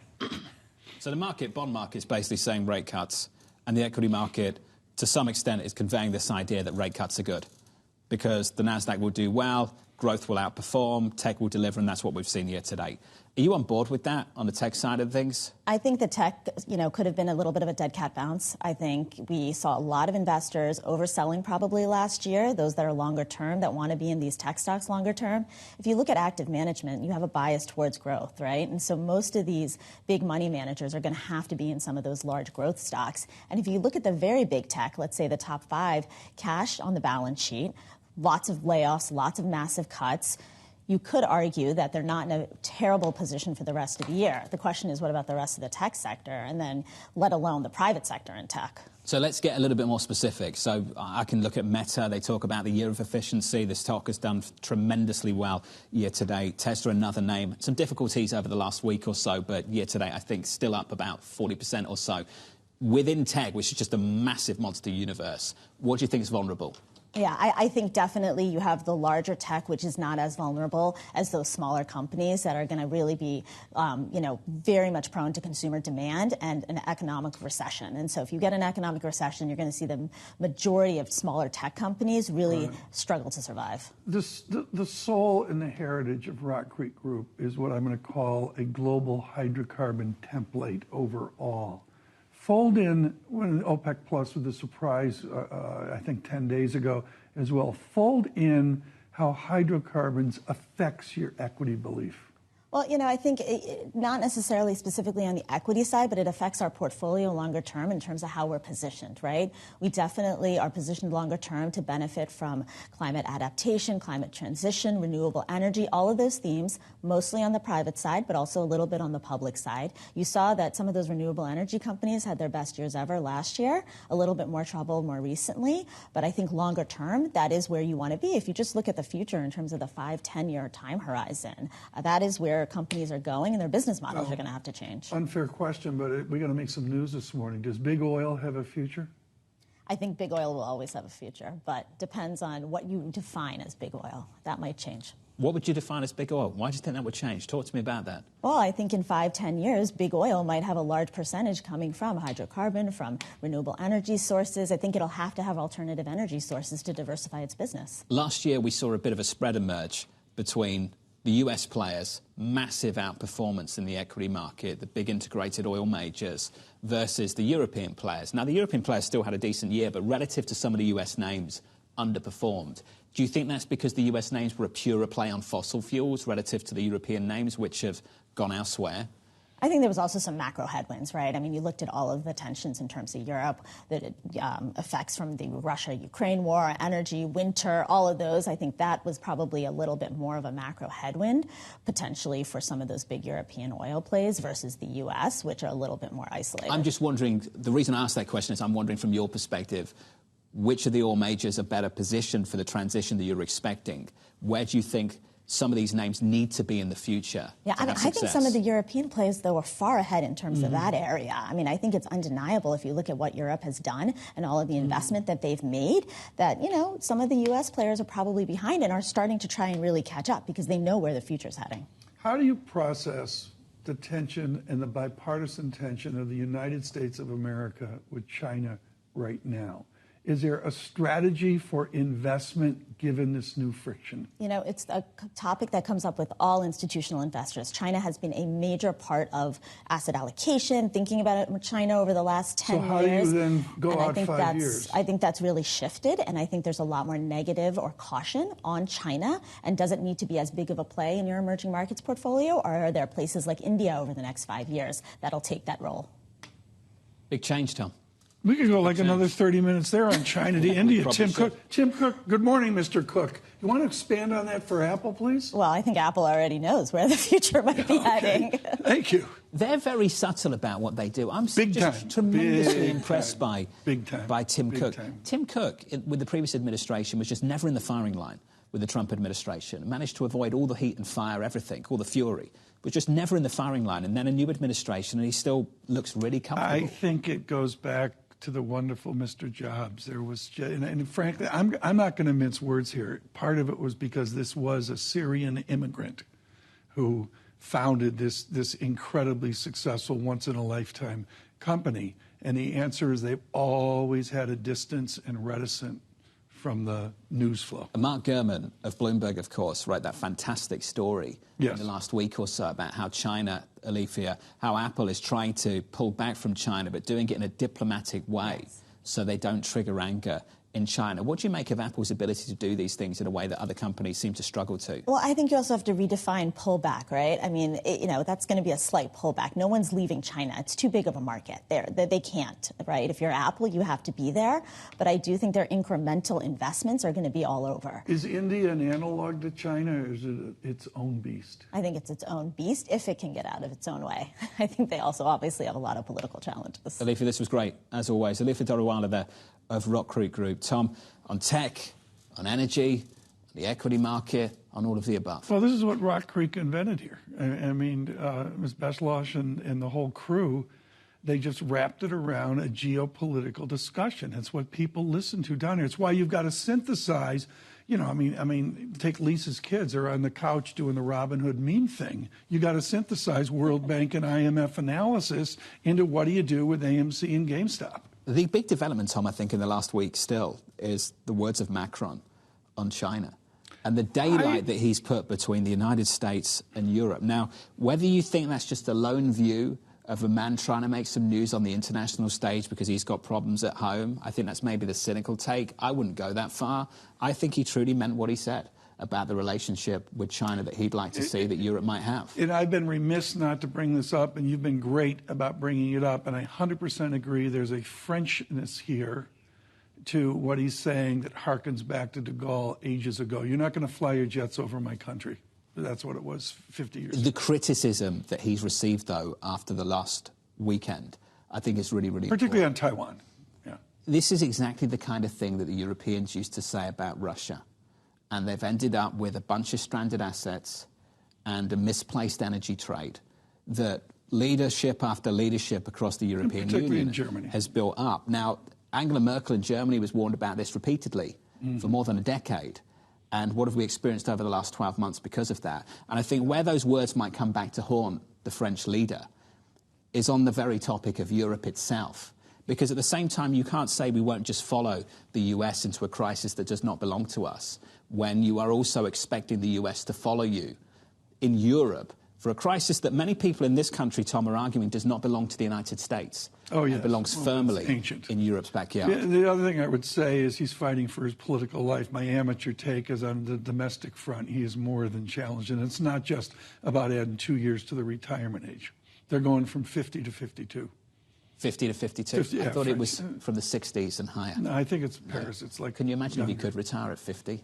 No, I could not. That was so long ago, John. I cannot imagine that. Thank you for bringing that. Leafy is looking at us like, are they always talking about? Well, I think a lot of my generation are thinking we're just never going to retire.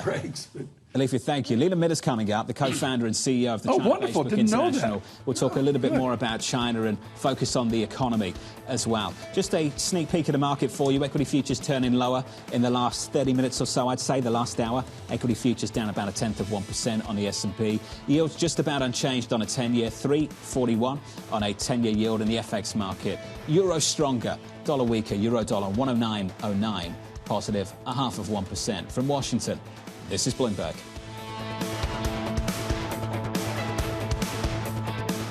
Keeping you up to date with news from around the world. With the first word, I'm Lisa Mateo. President Biden will head to Ireland today for a long-awaited return to his ancestral home. His first stop is Belfast, Northern Ireland, where he'll meet with UK Prime Minister Rishi Sunak. He'll then travel to the Republic of Ireland to mark the 25th anniversary of the Good Friday Agreement and celebrate the recent Brexit deal. Senate Democrats want an investigation into undisclosed luxury trips that Supreme Court Justice Clarence Thomas accepted from a wealthy Republican. They've asked Chief Justice John Roberts to conduct a probe. Senate Judiciary Committee, controlled by Democrats, will soon hold a hearing on the court's ethical standards. In China, the government plans to require a security review of ChatGPT-like bots. Providers of the generative artificial intelligence services must ensure content is accurate and neither discriminates nor endangers security. That casts uncertainty over AI bots unveiled by China's largest tech companies. A setback for Moderna. The biotech company says a final stage study of its first experimental flu shot hasn't accumulated enough data to determine how well it works. So now Moderna will start a study of an updated version. A flu shot is crucial to the company's future. Its COVID vaccine sales are expected to drop off. And Apple CEO Tim Cook heads to India next week, where he will open the company's first stores there. That underscores Apple's ambitions for the country as a growth market and a manufacturing base. Sales of iPhones in India have reached an all-time high. Meanwhile, annual exports of iPhones assembled in India have reached billions of dollars. Global news powered by more than 2,700 journalists and analysts in over 120 countries. I'm Lisa Mateo, and this is Bloomberg.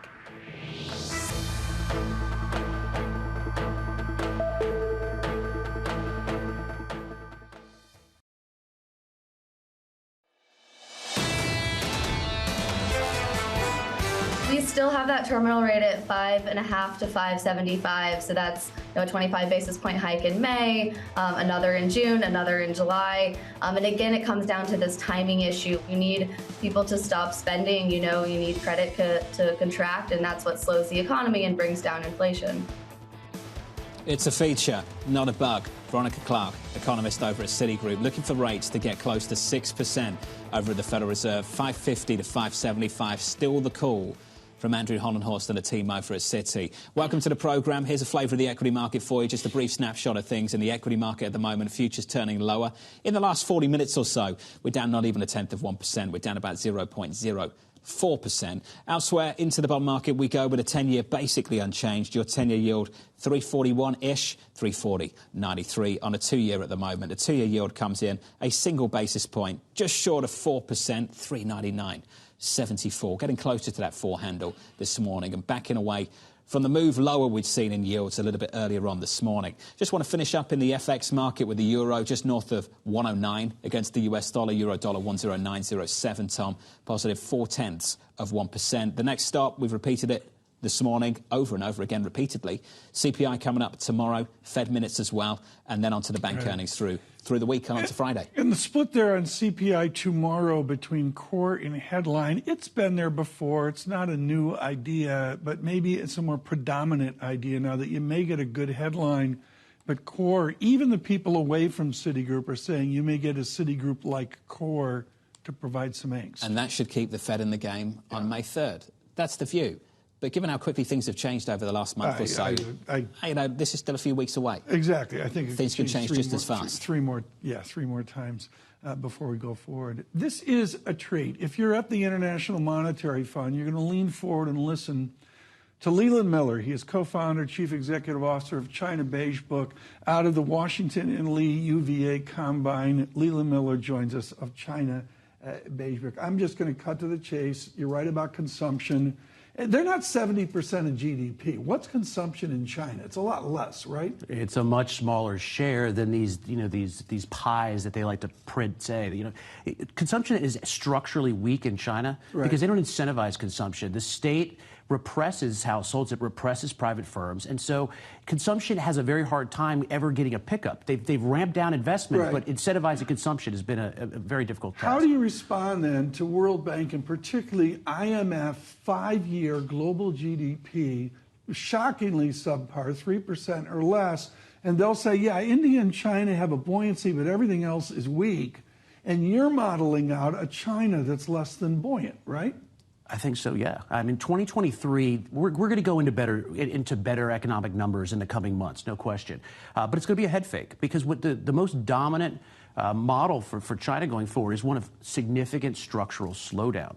And this is something in which the party has given up on the high levels of growth. It's not focused on prioritizing growth at all costs. It wants to strengthen the core. It wants to tamper down its debt levels. So at this point right now, the entire focus is how do you get China through the next economic model into something more sustainable. This is much slower growth going forward. What kind of levels of growth do we need to get used to? Three to start with, down to 2, possibly down to 1. Wow. A lot of this will be China? In China. This will be a reflection over time, over the coming years, be a reflection of what global conditions are, et cetera. But, there are numbers that they can announce, and there's numbers they can't announce. If they fall off a cliff and they don't have something like COVID as an excuse, then everybody will panic. So they can't announce certain numbers, but the amount of growth they can do, now that they have diminished the role of the property sector in driving growth, there's no replacement growth driver. And consumption's not going to pick up the slack. So what you're dealing with is much slower levels of growth. In order to get the number enough for it to be politically palatable, you got to stimulate a little bit, but you're not stimulating like you used to in the big stimulus sense. So the number is going to be much lower. So high unemployment in a place like the United States, a democracy, is a threat to the political future of the individual in the White House. In China, it's an existential threat to the Communist Party, the whole regime, the system. What kind of levels of unemployment, what does the rest of the economy look like as you transition from 5, 4, 3, 2, and maybe even, as you say, down to 1% GDP growth?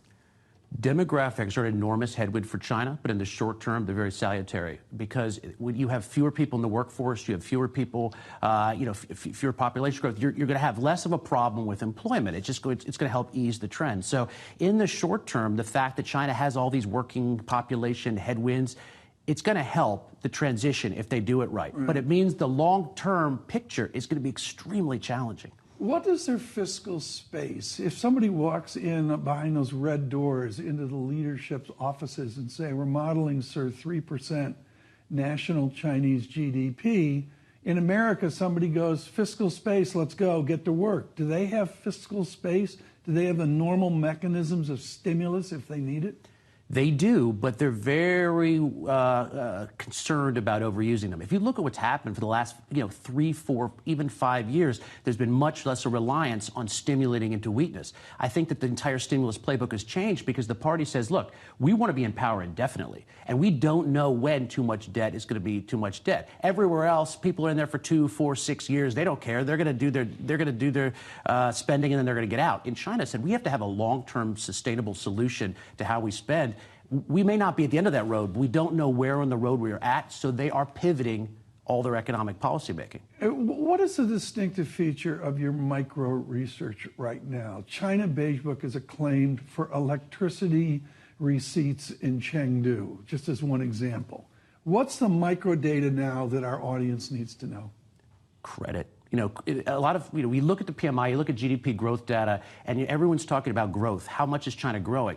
But the best lens into China is always credit. And what we saw in the first quarter was amazing because it was the biggest single one-off drop in credit costs that we've seen in the history of China Beige Book. Over a decade of data, rates just dropped through the floor. And they dropped where? Retail, services, private firms, SMEs, all the places that China really wants to get an oomph to.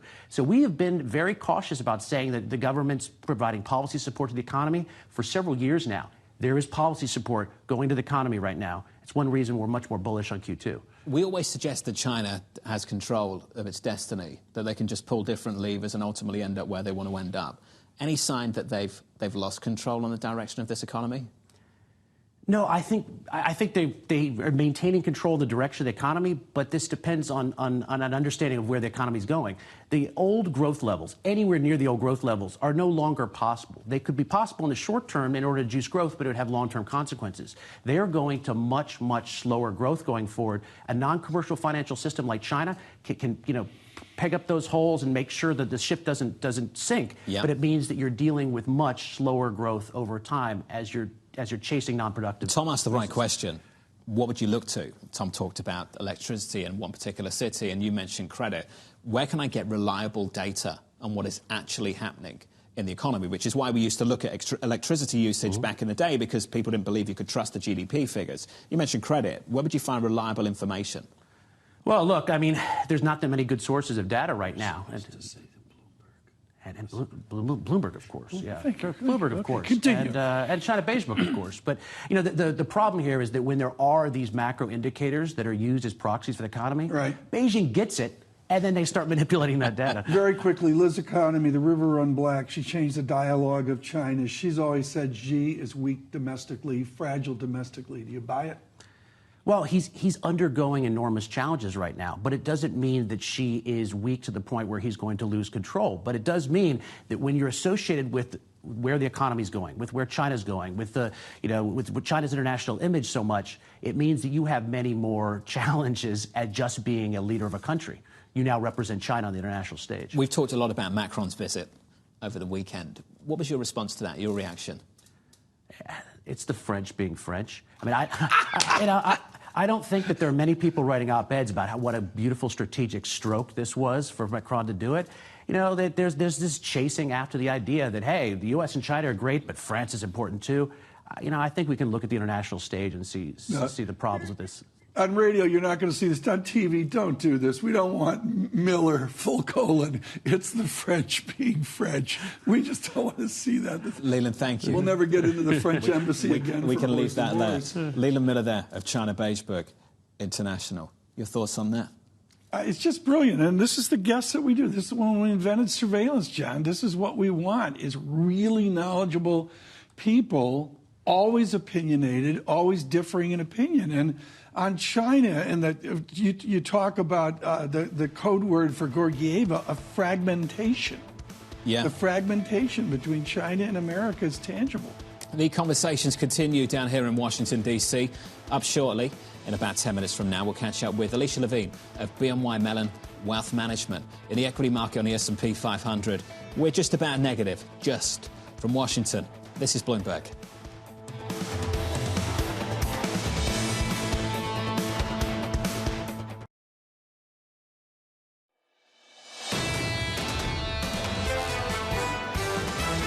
for the Fed's perspective, from a macroeconomic perspective, there simply is still a very clear indication that the labor market is tight. There were some mixed parts of the data, but if the Fed wants to go, they've got the excuse to go 25 bips. It feels like we have one more hike in the cards for the May meeting, and the Fed keeps policy stable for the remainder of the year. We've never seen this much tightening without a recession. It's going to be maybe a deeper recession that people give it credit for. This is Bloomberg Surveillance with Tom Keene, Jonathan Ferro, and Lisa Abramowicz. With you from the nation's capital through the week, live from Washington, D.C. this morning. Good morning, good morning. For our audience worldwide, this is Bloomberg Surveillance on TV and radio. Alongside Tom Keene, I'm Jonathan Ferro. Your equity market futures just turning negative in the last 45 minutes or so on the S&P 500. TK, things just warming up down here in Washington. Things will get a whole lot busier as the week grows older. I'm glad you bring it up. Let's wander through the week. I think this week, today is rather more general. Tomorrow, even at the IMF and the World Bank, they will parse United States inflation. It's that important, frankly, on an international basis.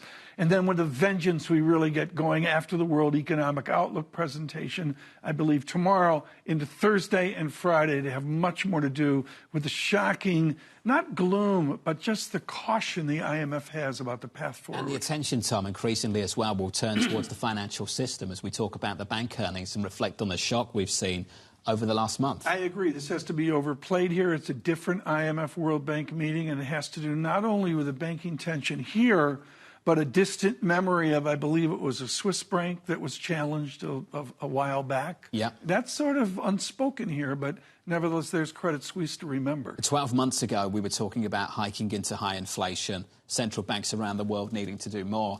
12 months ago, are we running the risk of hiking into a crisis, whether it's the ECB and the Federal Reserve, after doing a lot in a very small amount of time, a very small window, 12 months, 0 to north of 4%, approaching 5%. John Williams in the New York That's right, Fed where I was going to go. Talked about this at the NYU at New York University overnight, Tom. John Williams mentioned that he does not think that the banking fallout of the last month is in any way, shape or form connected to the speed, the rapidity in which they raised interest rates over the last 12. I don't know about any. Well, here we have it on the radio. I personally don't think it was the case that the pace of rate increases was really behind the issues.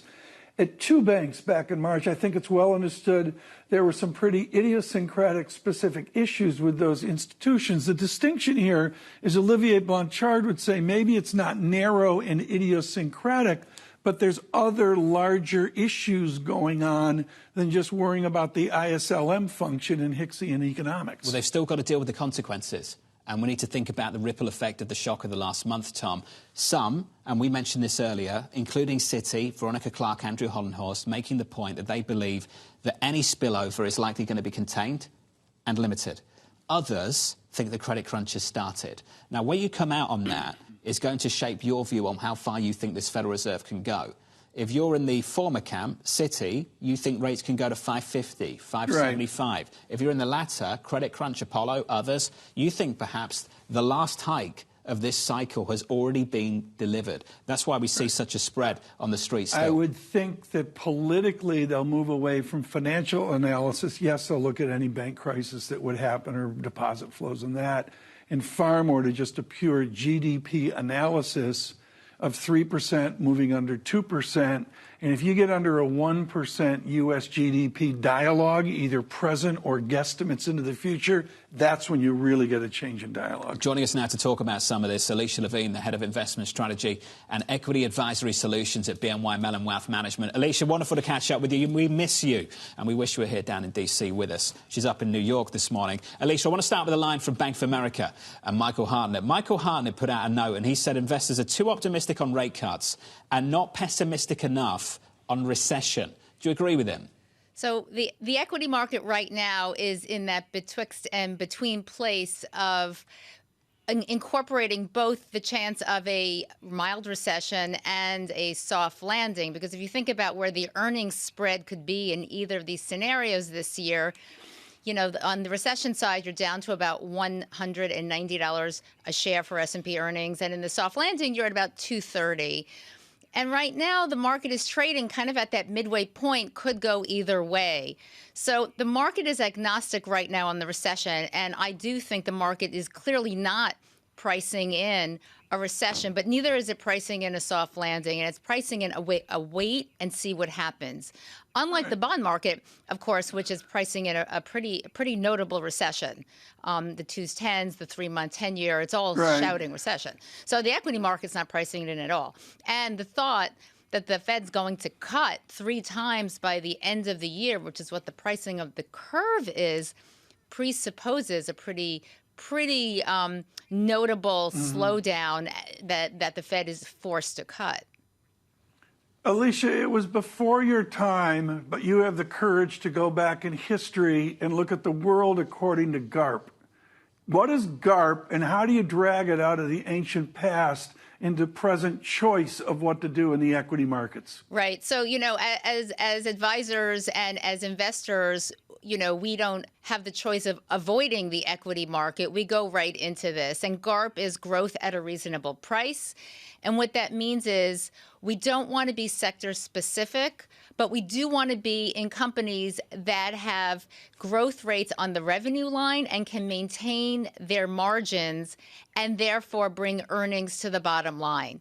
And you can find those companies throughout all 11 sectors, and that's how we are focused our investment theme right now, because the risk of being out of the market is that you miss the rallies, which ultimately grow out of this. In the end, nobody has a crystal ball. And while it looks like we're headed towards a recession, if we're not to be in the equity market will be a mistake. But Alicia, Adam Tooze with us yesterday of Columbia, and he made real clear nominal GDP is a just analysis. Do we get a sprightly nominal GDP that colors or deceives that GARP strategy? It doesn't, because nominal GDP feeds right into earnings.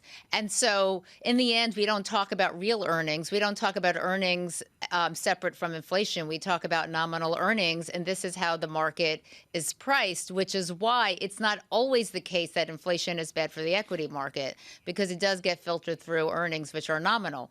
So GARP does not take that away. The issue is the margins.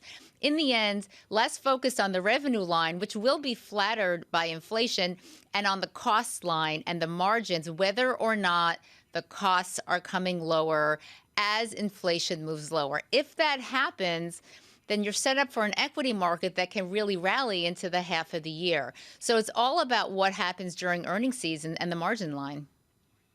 Well, let's talk about earnings. The arc of earnings season. The banks go first, Alicia. We'll hear from JP Morgan later this week. What are you expecting to hear from some of these major players in the financial sector? Look, the big question is going to be on the outlook, and the question's going to be on funding going forward and the impact of any kind of regulation. I think in the end, the large banks and even the medium-sized banks have weathered the first quarter very well. Higher rates did flatter some of the earnings there. The question is, what does the new world look like when the FDIC and the Fed has guaranteed some deposits of the 2 banks that failed? What does that mean going forward on regulation, and how does that impact earnings? That's really the big question here. I think most investors, or at least analysts on Wall Street, have become experts on bank balance sheets at this point. It's a little bit of a joke, but true. And I think the issues are well known. So there's no secrets out there. It's not shrouded in mystery. The issue really is what happens with regulation going forward, which is an unknown. Do you have to make the assumption now, can you make a conclusion, that it will be a less profitable world for these banks?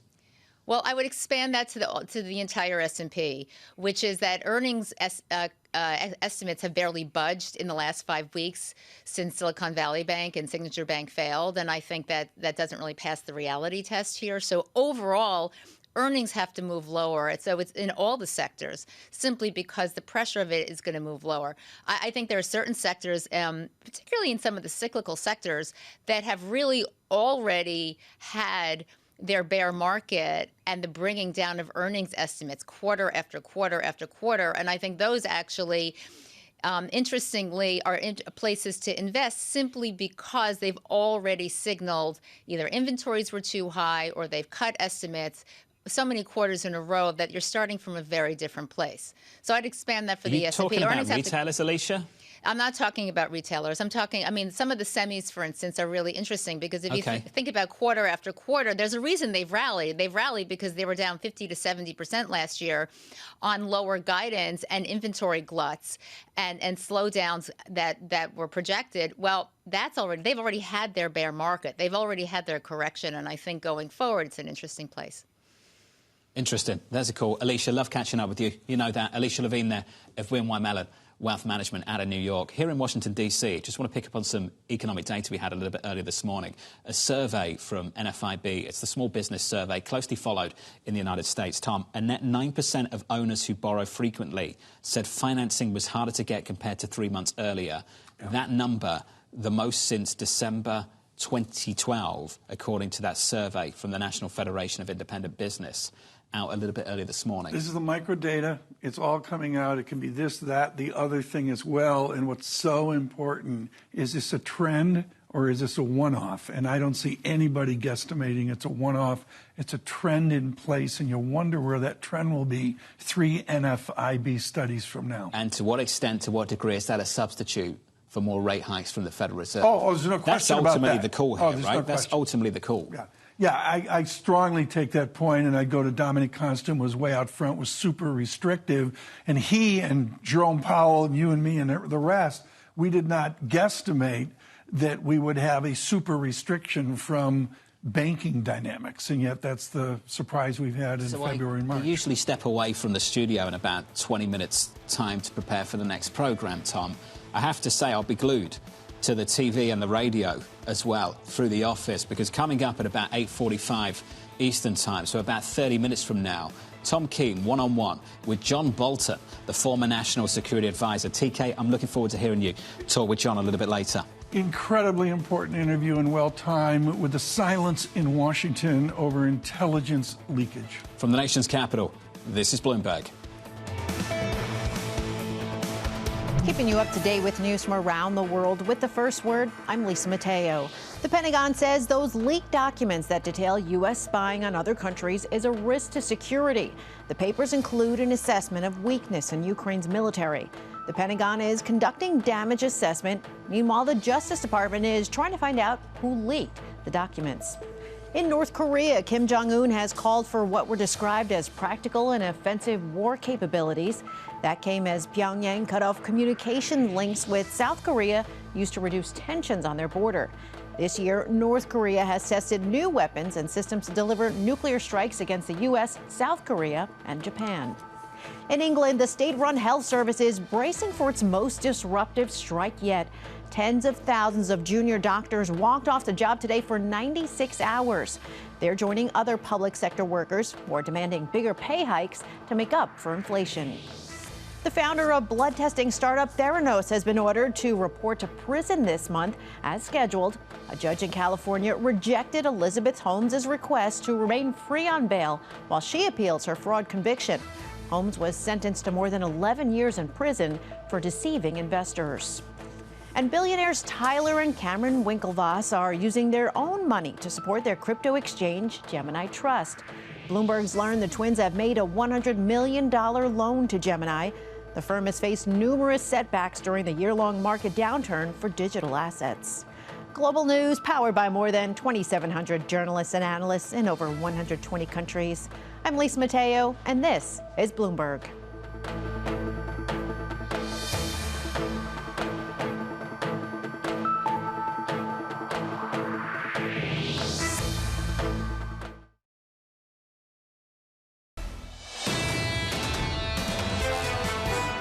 When you think about the dynamics over the last 6 to 12 months, complete shift in psychology, inflation still stubborn in a lot of countries, I think that's going to keep rates pretty well above pre-pandemic levels for a long time. So back to 2019 levels, not anytime soon, many, many years.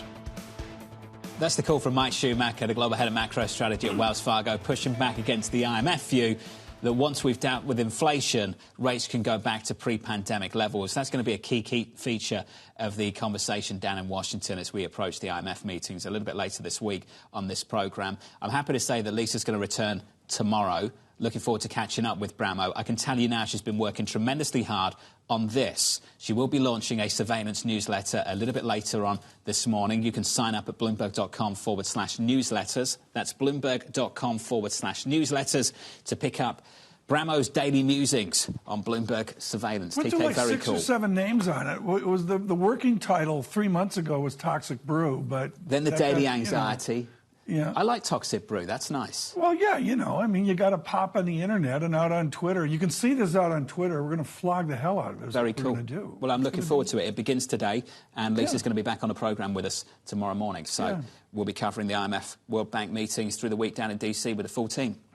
Right now, on the bond report, Ian Lingen joins us, head of U.S. rate strategy, BMO Capital Markets. And Ian, I was getting a brief this morning from my senior executive qualified producer, Qantas, and Qantas said, Tom, you got to look at the BTMM Go screen on the Bloomberg.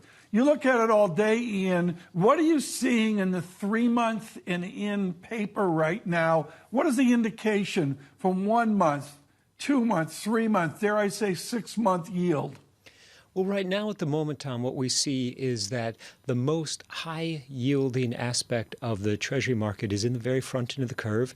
And what bill rates are responding to are two things. First, we have a monetary policy maker in the form of the Fed who's willing to get us to terminal and hold terminal for an extended period. So that's going to impact the 3-month bill. That's going to impact the 6-month bill. But perhaps more importantly, there's a fair amount of uncertainty at the moment as it relates to the debt ceiling and the potential for dislocations in certain bills if they fall into the window where the Treasury Department risks missing a payment. And I look at the 3-month as compared to 10-year yield, the 3-month, 10-year spread. And I'm not allowed to do standard deviation studies in Washington. It's un-American. But if I did, the inversion of that curve back 20, 30 years is 4, 5, 6, dare I say 7 standard deviations, massively inverted. What does that signal? Well, historically, the Fed has looked at the 3-month bill versus 10-year curve as an indication of the probability of a recession within the next 12 months. So at the moment, it suggests that we are at a high probability of a recession in the year ahead. What I think is more fascinating is that market participants are very interested in attempting to extract the severity of the inversion and map that against how large of a recession we might or might not see. I think that's one of the key uncertainties, if for no other reason, because embedded within this is the idea that the Fed is going to be effective in containing inflation expectations going forward, and that should compress break-evens. I think that's one of the key reasons the curve is so inverted. When the curve is inverted like this, Ian, particularly at the front end of the way you describe, does that impede maturity transformation? And perhaps I'll put that in a more simple way. Does that prevent banks from lending to the economy in the way they traditionally would? I think that in a traditional environment, a steep yield curve is the best case scenario for banks because they can borrow at comparatively low rates and lend at higher rates. Fast forward to today, however, and we're in a unique environment where financial assets more broadly are responding to any drop in rates. So as we can see, risk assets do well, stocks in particular, when either realized yields decline or forward expectations for policy rates shift lower. So we're in an environment where the traditional might not necessarily hold. We are in the mode of bad news being good for risk assets, which really does complicate the Fed's outlook for the next several months. So, Ian, if we take the whole curve, as Tom pointed out, from T-bills all the way out to, say, the 10-year, let's cut off bills and just look at, say, the 2-year note out. What we've seen there is a bull steepener. The re-steepening of the curve, taking away some of that inversion over the last month, Ian. That's because we're pricing in a lot of rate cuts, and you alluded to that. Ian, I just wonder in your mind whether that move has gone a little bit too far, too quickly, based on what you expect from the Federal Reserve later this year. I think that the outcome between now and the end of the year is particularly binary. And by that I mean we're either going to end the year with effective Fed funds at 5.1%, as the Fed has already suggested via the SEP, or things are going to go bad enough that the Fed is going to need to cut 150 or 200 basis points to offset any slowdown in the real economy or increase in the unemployment rate. Ian, there's such respect for the persistency, the quality of your work. I want you to speak to the younger Turks of fixed income who are getting used to an environment we knew decades ago. What is the number one pro tip you have for people who went from negative real yields, negative rates, out to where we were, hearkening back to another time? What's your number one pro tip? That's a great question, and I appreciate the kind words. I would say if I could impart one piece of wisdom, it would be that U.S. rates are impossible to model in the traditional way because what impacts the overall risk-free rate is constantly changing, whether it ends up being a traditional impact such as inflation or geopolitical concerns or political concerns in Washington as it relates to the debt ceiling. The primary influence is always moving, and so stay connected with what's going on and make sure that you're dynamic in your thinking about how to predict rates going forward. Ian, what you said 60 seconds ago was amazing, that this is binary, that this is basically going to mean the Fed is at 5.1 year end, or they have to cut between 100 to 150 basis points. Neil Dutta of Renmark said the same thing in the last couple of weeks. He said there's no in-between in a banking crisis. Either they're not going to cut, or you haven't priced in enough cuts at all, even with this move that we've priced over the last month. Now, Ian, when you say that to clients, that must drive them nuts. You can say on the one hand, we might end up at 5. On the other hand, we might end up 150 basis points lower. Ian, what do they say back to you? Well, one of the key aspects of our outlook for this year is we do see, regardless of what the Fed ends up doing, that 10-year yields in the year at 3%. So one of two things occurs. One is things go bad enough in the real economy that the Fed is forced to cut and cut more dramatically, or the Fed is successful in reestablishing price stability, which further compresses break-evens, and all else being equal, for the same real rate, if break-evens are declining, you can easily get nominal 10-year yields to trade with a 2-handle. And that message has been remarkably well received. Wow, Ian, that's amazing. That is quite a call. Ian Lingen there of BMO Capital Markets. Ian out of New York. What a call. So basically it goes bad and they have to cut, and the 10-year goes to 3, maybe a 2-handle, or it goes well and they get the disinflationary trends they want, and a 10-year still has to go down to 3, or maybe even a 2-handle. When we invented this, and John, as you and I have advanced this forward, will you just, if you're not part of global Wall Street, bottle that. You just heard from a guy, his wisdom for those younger, the binary thing you were talking about, John, and he sums it up with a Steve Major HSBC yield outcome that no one on the planet believes except Kristalina Georgieva. I'd throw in Bob Michael of JP Morgan Asset Management too. He thinks 3.00 on a 10-year. And to be fair, we're only 40 basis points away on a 10-year yield at the moment. I take your point of 40 basis points, or even to get to a shocking 295. But people aren't modeling it. They're modeling out a toxic brew. Price down, yield up. This could be in the newsletter today. I look forward to that. I imagine it will be. Next hour on Bloomberg TV, Matt Hornback of Morgan Stanley, Emily Rowland of JH Investments, Tony Rodriguez of Nuveen will advance this conversation forward. From Washington, this is Bloomberg.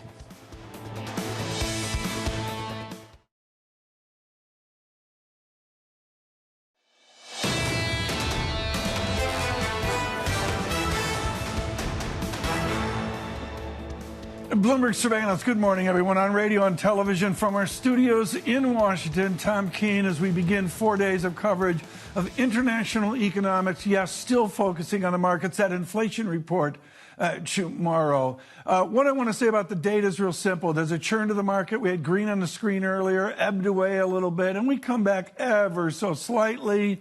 Maybe possibly equities, bonds, currencies, and indeed commodities waiting for that inflation report tomorrow. I would note American oil, West Texas Intermediate, under $80 a barrel. What a joy yesterday to greet Adam Tooze, of course, adding so much to this discussion of economics, and all of it, including my panel on Friday with Geeta Gopinath, center around the outlook for what an appropriate growth rate is? We advance that conversation now with Michael Darda, chief economist and market strategist, Roth MKM Partners. Michael, it's such a rich discussion right now, and the polarity of this around R-starred, and I want to stay away from the arcane, is the guesstimate of an appropriate run rate for an economy of higher or lower post-pandemic. You side in that we will see subdued R-starred and a surprisingly slower all-in-all economy. How do we get there? Well, Tom, I think you can just ask the question whether the underlying fundamental drivers of the supply side of the economy have picked up dramatically. And if we look at the trends in non-farm productivity, it really doesn't look like there's been much of a pickup. In fact, the numbers are actually quite a bit weaker than the average of the last business cycle. And we know that in terms of working age population growth and demographics, those things don't just change on a dime. So it doesn't look like there's some kind of big structural shift. What defines this business cycle and differentiates it from the last is the explosive average growth rate of nominal spending in the double digits on average. But we think that is going to come to an end in very short order now that the Fed has tightened policy so abruptly, and we have this backdrop of a contraction in money and credit. So looking forward, these nominal GDP figures, I think, are going to end up sinking below the average of the trend of the last business cycle. And with that, inflation will come down a lot as well. Well, just let me get the market call out of the way. What does the 10-year yield do in that environment? We've heard from a number of people today shocking us with a 3.0 or even a 2% handle on the 10-year yield. Do you suggest we fall below 3%? I think we could, Tom. In fact, I think it was on this show last September where we came out and announced a bullish view across the Treasury curve. So that turned out to be a little bit early, but the call is working. I think, by the end of the year, 2.75%, 3% on the 10-year is very much doable. But that's in the context of the U.S. economy likely falling into a recession. And with recession, you get lower inflation, a lower equilibrium interest rate, and Fed rate cuts. One of your great mentors was Jude Wanniski, the late, great Jude Wanniski, and he had the courage to have a vision out 60 months. So does the International Monetary Fund. And they shocked us a number of days ago in conversation with Dr. Georgieva of a shocking 5-year 3% global GDP. Does America participate in that, or can there be American exceptionalism where we do better? Well, Tom, we could do better if productivity growth picks up. But as we just discussed, not a lot of evidence of that at the moment. Perhaps some things could be done on the supply side to try to boost innovation and efficiency. But it's really hard to see a dramatic shift afoot. Perhaps some innovation comes along that that really boosts the capacity side of the economy. But I think the numbers that we were seeing in the last business cycle are probably fairly close to what we would look for in a steady state equilibrium. Right. If productivity growth is 1.5 or so, labor force growth is going to be 0.5 percentage point. So 2% real, and then with a 2% inflation target over time, nominal growth around 4%. I think that's the most reasonable. We could talk about outliers and upside or downside surprises, but in terms of a base case scenario, I think that's what we're looking at. And so the current rate levels, I think, make sense in that context, although in a recession scenario, you end up going lower. And I think, unfortunately, that's probably where we're headed. Within the continuum of 4, 5, 6, even 7 front-rate economists, leading people who frame out from a 2% Fed guidance out much, much higher, I want to focus on the former vice chairman of the Federal Reserve System, Richard Clarida of Columbia, who in The Economist this week, Michael, laid out as a former Fed official an ability to get back to above 2%. Institutionally, how will the Fed react if we get a Clarida above 2% trend rate on yield and on policy? Well, look, Tom, if it's coming from the supply side, if it's coming from efficiency gains, productivity gains, then that's completely consistent with the Fed hitting its inflation target over time. In fact, a positive supply side shock will lift real magnitudes, real growth rates, and lower inflation rates, all other things equal. Okay, so if that's what we're talking about, that's completely consistent with the Fed's goals. If we're talking about demand side stimulus, that's a different story. That's under the Fed's control, and they have to bring nominal spending down in order to control inflation and get back to target. So I think if we're going to get a faster trend growth rate because of enhanced efficiency, then yeah, for sure, that's the gift that keeps on giving. We'll see if we can do that. Frame 12 months forward, nominal GDP and real GDP. I think our market economist crew would like to know what you think on that. Where is nominal 12 months out year over year, and also inflation adjusted? Tom, I think we're going to tumble pretty hard moving into mid-year and in late 2023. So if we look at some of the leading barometers of nominal spending, I mentioned before that we have a contraction in the banking system. So in just 2 weeks, we saw commercial bank credit collapse by more than $300 billion. Commercial bank deposits are down almost $1 trillion over the course of just over a year. And you've got the Fed that has its policy rate above every note and bond yield across the Treasury yield curve. So that is not a configuration that should lead us into thinking that there's going to be some kind of perfect soft landing or no landing scenario. I think the landing could be quite a bit harder than many are discussing. And in that context, you could have nominal GDP fall to zero, even below zero temporarily. And that is a recession scenario. It won't be a permanent state of affairs. Eventually, the Fed will have to adjust. But I'm afraid they're being dragged along by lagging indicators of the business cycle. Service sector inflation is in the index of lagging economic indicators. Payroll growth, it's critical, but it's a coincident indicator. The forward-looking data is pointing down at the moment. And we just got the NFIB data for March. If you look at the underlying index on small business credit conditions, availability of loans, we're at levels now that you do not see outside of recessions. Right. What's so important here, John Ferro mentioning NFIB earlier. Michael Darda, let's go to University of Wisconsin textbooks, which tell me, given the Darda scenario, you're going to get stabilizers to come in. Do we have the fiscal space, and other attributes that can stabilize the economy, given your cautious view?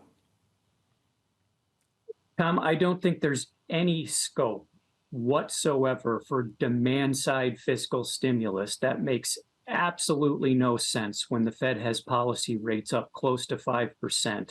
So there's tremendous scope for the Fed to reduce the policy rate if that is appropriate and that is required. And obviously, there are other things the Fed can do to ease monetary policy and to boost aggregate demand when the time comes. They still want to be sure that inflation is moving lower in a sustained fashion. So that is not on the table just yet, but let's see where we are in a few quarters. But in terms of fiscal policy maneuvering from the demand side, I think that's out of the question. What fiscal policy should be focused on now is the supply side. The previous discussion that we had about trying to enhance incentives for growth and economic efficiency, but demand side Keynesian fiscal stimulus, game over. That is finished. I knew I was going to get going forward. I knew I was going to get this answer, folks. I just want to get Michael Darda riled up. He usually gets up at 10 a.m., so I just want to get him riled up here this morning. How big a mistake is a rate rise May 3rd? I mean, I'm not going to fault the Fed if they're data dependent and they got to wait for obvious data that, they're not in the game you're in, Michael. But is it a mistake to see a May 3rd rate increase?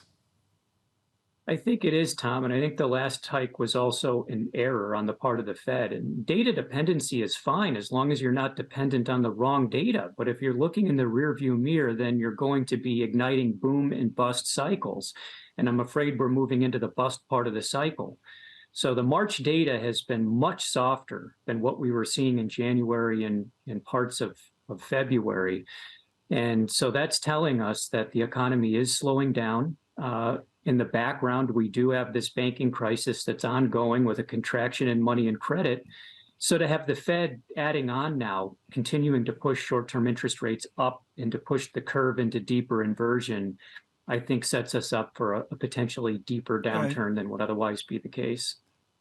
Is a general statement, is Phillips curve analysis dead? For those of you not part of Global Wall Street, this is LSE economics from, I'm going to guesstimate, 1953, when George Soros was darkening the door at LSE a few years ago. Is the continuum of inflation dynamics with rate dynamics, inflation dynamics, is that a dead study, Michael Darda? I think so. I mean, it obviously got the Fed into a lot of trouble earlier in the business cycle when it just assumed that we could rapidly reapproach the previous levels of the unemployment rate with no inflation. So it was certainly, a big failure in this business cycle and in past cycles. But monetarism is back on the ascent, Tom. You may have seen the article here we go. in Bloomberg today. But, the shocks that we've been dealing with were foreshadowed by a huge explosion in money supply figures, which have now turned down. And so I think we need to reorient policymakers into a more monetarist fashion and more forward-looking.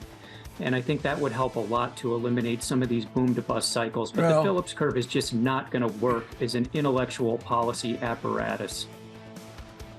Michael Darda, thank you so much. Hugely controversial. He is with Roth, MKM, and oftentimes right on the linkages into the market. It is our Washington conversation of the day. Coming up, the former National Security Advisor, John Bolton, on all that digital intelligence leaking out across the world. This is Bloomberg Surveillance from Washington. Keeping you up to date with news from around the world with the first word, I'm Lisa Mateo.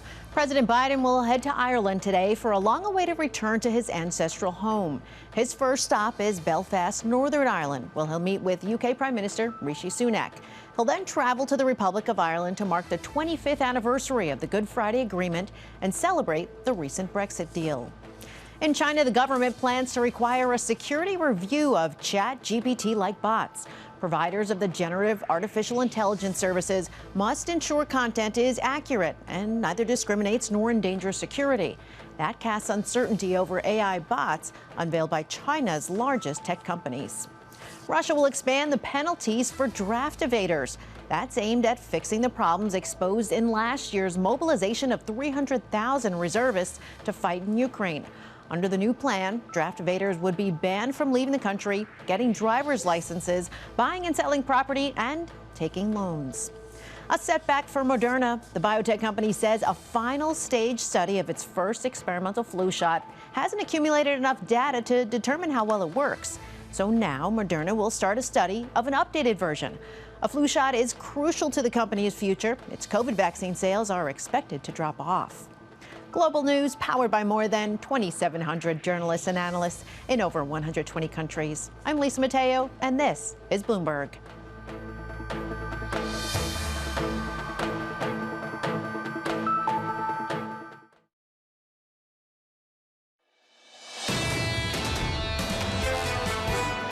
The president has been briefed. He was first briefed late last week when we all got word that there were some documents out there. We don't know who's behind this.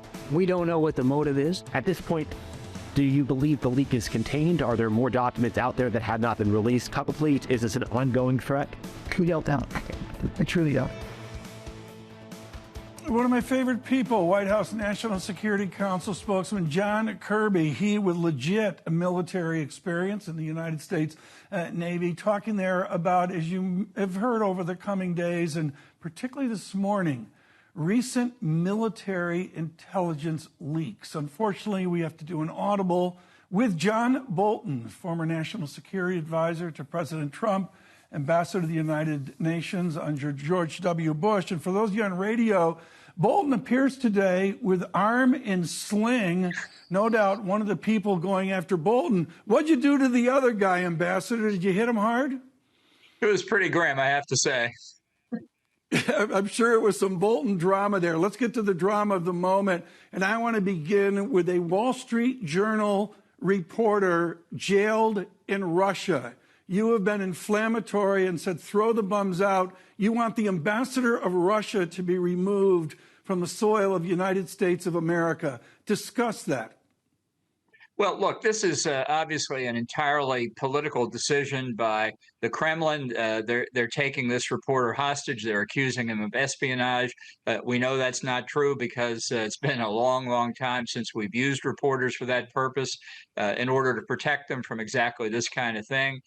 Clearly, the Russians want to exchange the reporter for something. We don't know what yet, but I think instead of pleading with him to let this hostage go, and he is a hostage in effect, I think we've got to declare the Russian ambassador persona non grata. I think we ought to go to our NATO allies and ask them to do the same, because it could have happened to any one of their journalists. A strong response is the only thing the Russians understand, and if we don't start now, Gershkovich could be in jail for a long time. Ambassador Bolton, I want to continue this discussion, but because of time and such an ample news flow, we've got to move on. John Bolton, we have an intelligence leak. This is not Matt Damon, and I know Matt Damon was going to play the part of you in another movie. It's not The Bourne Identity. It's not paper under park benches and that. This is your world being affected by digital technology, digital media. Do we need to radically change our intelligence distribution because of new technology?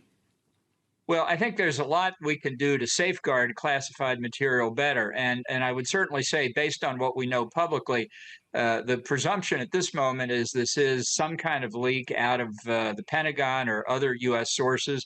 And we don't know whether we're at the end of it or not. It could be more. However, I would also caution at this point that we not draw too many conclusions. This could be an influence operation by somebody, we don't know who. And once you get into the world of counterintelligence, it makes being in a hall of mirrors look easy. It's very complicated, and depending on how sophisticated the actor might be, really can wrench your mind around. So we've seen some anomalies in what's been reported. Just this morning in South Korea time, the government there said that the information that looked to be leaked about their consideration of selling artillery shells to Ukraine was false. So we don't know whether that's disinformation too. But all I'm saying is, while I don't have any basis on which to contest what seems to be the case, that this is a U.S. leak and therefore a huge U.S. problem, I just think we need to be very careful before we jump to too many conclusions. I look at this, Ambassador. I'm going to do an audible here, and it's just a general question for the American public, not Republican, not Democrat. In your experience, how removed is the intelligence community's process and day-to-day grind from the way it's perceived by Hollywood? Is Hollywood accurate, or are they just off the mark on a movie-by-movie basis? Well, the Hollywood movies are very exciting, and some of that does occur, but you know, we collect huge amounts of intelligence through what we call euphemistically national technical means, meaning electronic and other forms of surveillance. Frankly, we need a lot more human intelligence collection than we have. And we need a greater clandestine operations capability than we have. I think Puritans in the foreign policy establishment have looked down on clandestine operations for a long time. We're in a very dangerous world. We could use a lot more. But it's something I think Americans, if they really knew what our intelligence collection capabilities were, would be very proud of what we're able to do. John Bolton, I want to move to the bipartisan thrust of Washington against China. Should we be cautious because there's such a fixed bipartisan nature to our anger over China? Do we overreact? Well, I don't think we've overreacted yet. I agree with you that there's certainly an unusual character to the bipartisan nature of the concern about China, but I do think the underlying concern is warranted. I think China is essentially an existential threat to us and the West as a whole in this century, and their challenge is really across the board. It's not just political and military, although it's very much in those sectors. It's economic as well. Decades of stealing our intellectual property, discriminating against foreign investors and traders, manipulating the international financial system to its advantage. There's a lot that's gone on for a long time. We're just really beginning to appreciate and catch up to. So I think the bipartisan concern here is warranted. Among others, he's talked to James Stavridis, of course, a former admiral, about a Pacific Rim build-out. I know that the United States has a new dialogue with the Philippines, among others. Does Bolton suggest that we need to rebuild out our military in the Pacific Rim, not just for Taiwan, but also for the South China Sea?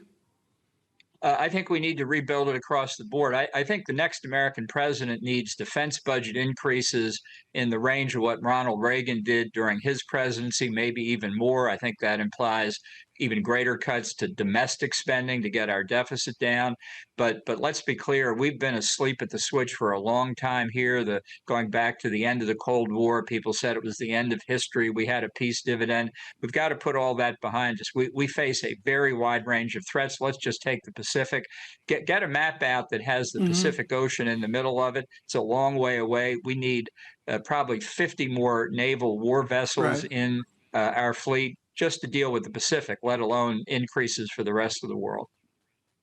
John Bolton, what's so important here is those of us of a certain vintage remember our intelligence misestimates of the Soviet Union.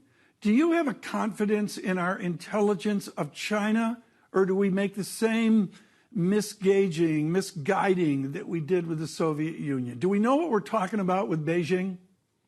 Well, I think we've got pretty good estimates on key areas. Some of it's visible to us already. Their capabilities for offensive cyber operations, for example, the military buildup that they've undertaken in anti-access area denial weapons to push us back from the western shores of the Pacific, their anti-satellite weapons capabilities to blind our eyes in the sky in time of crisis or conflict.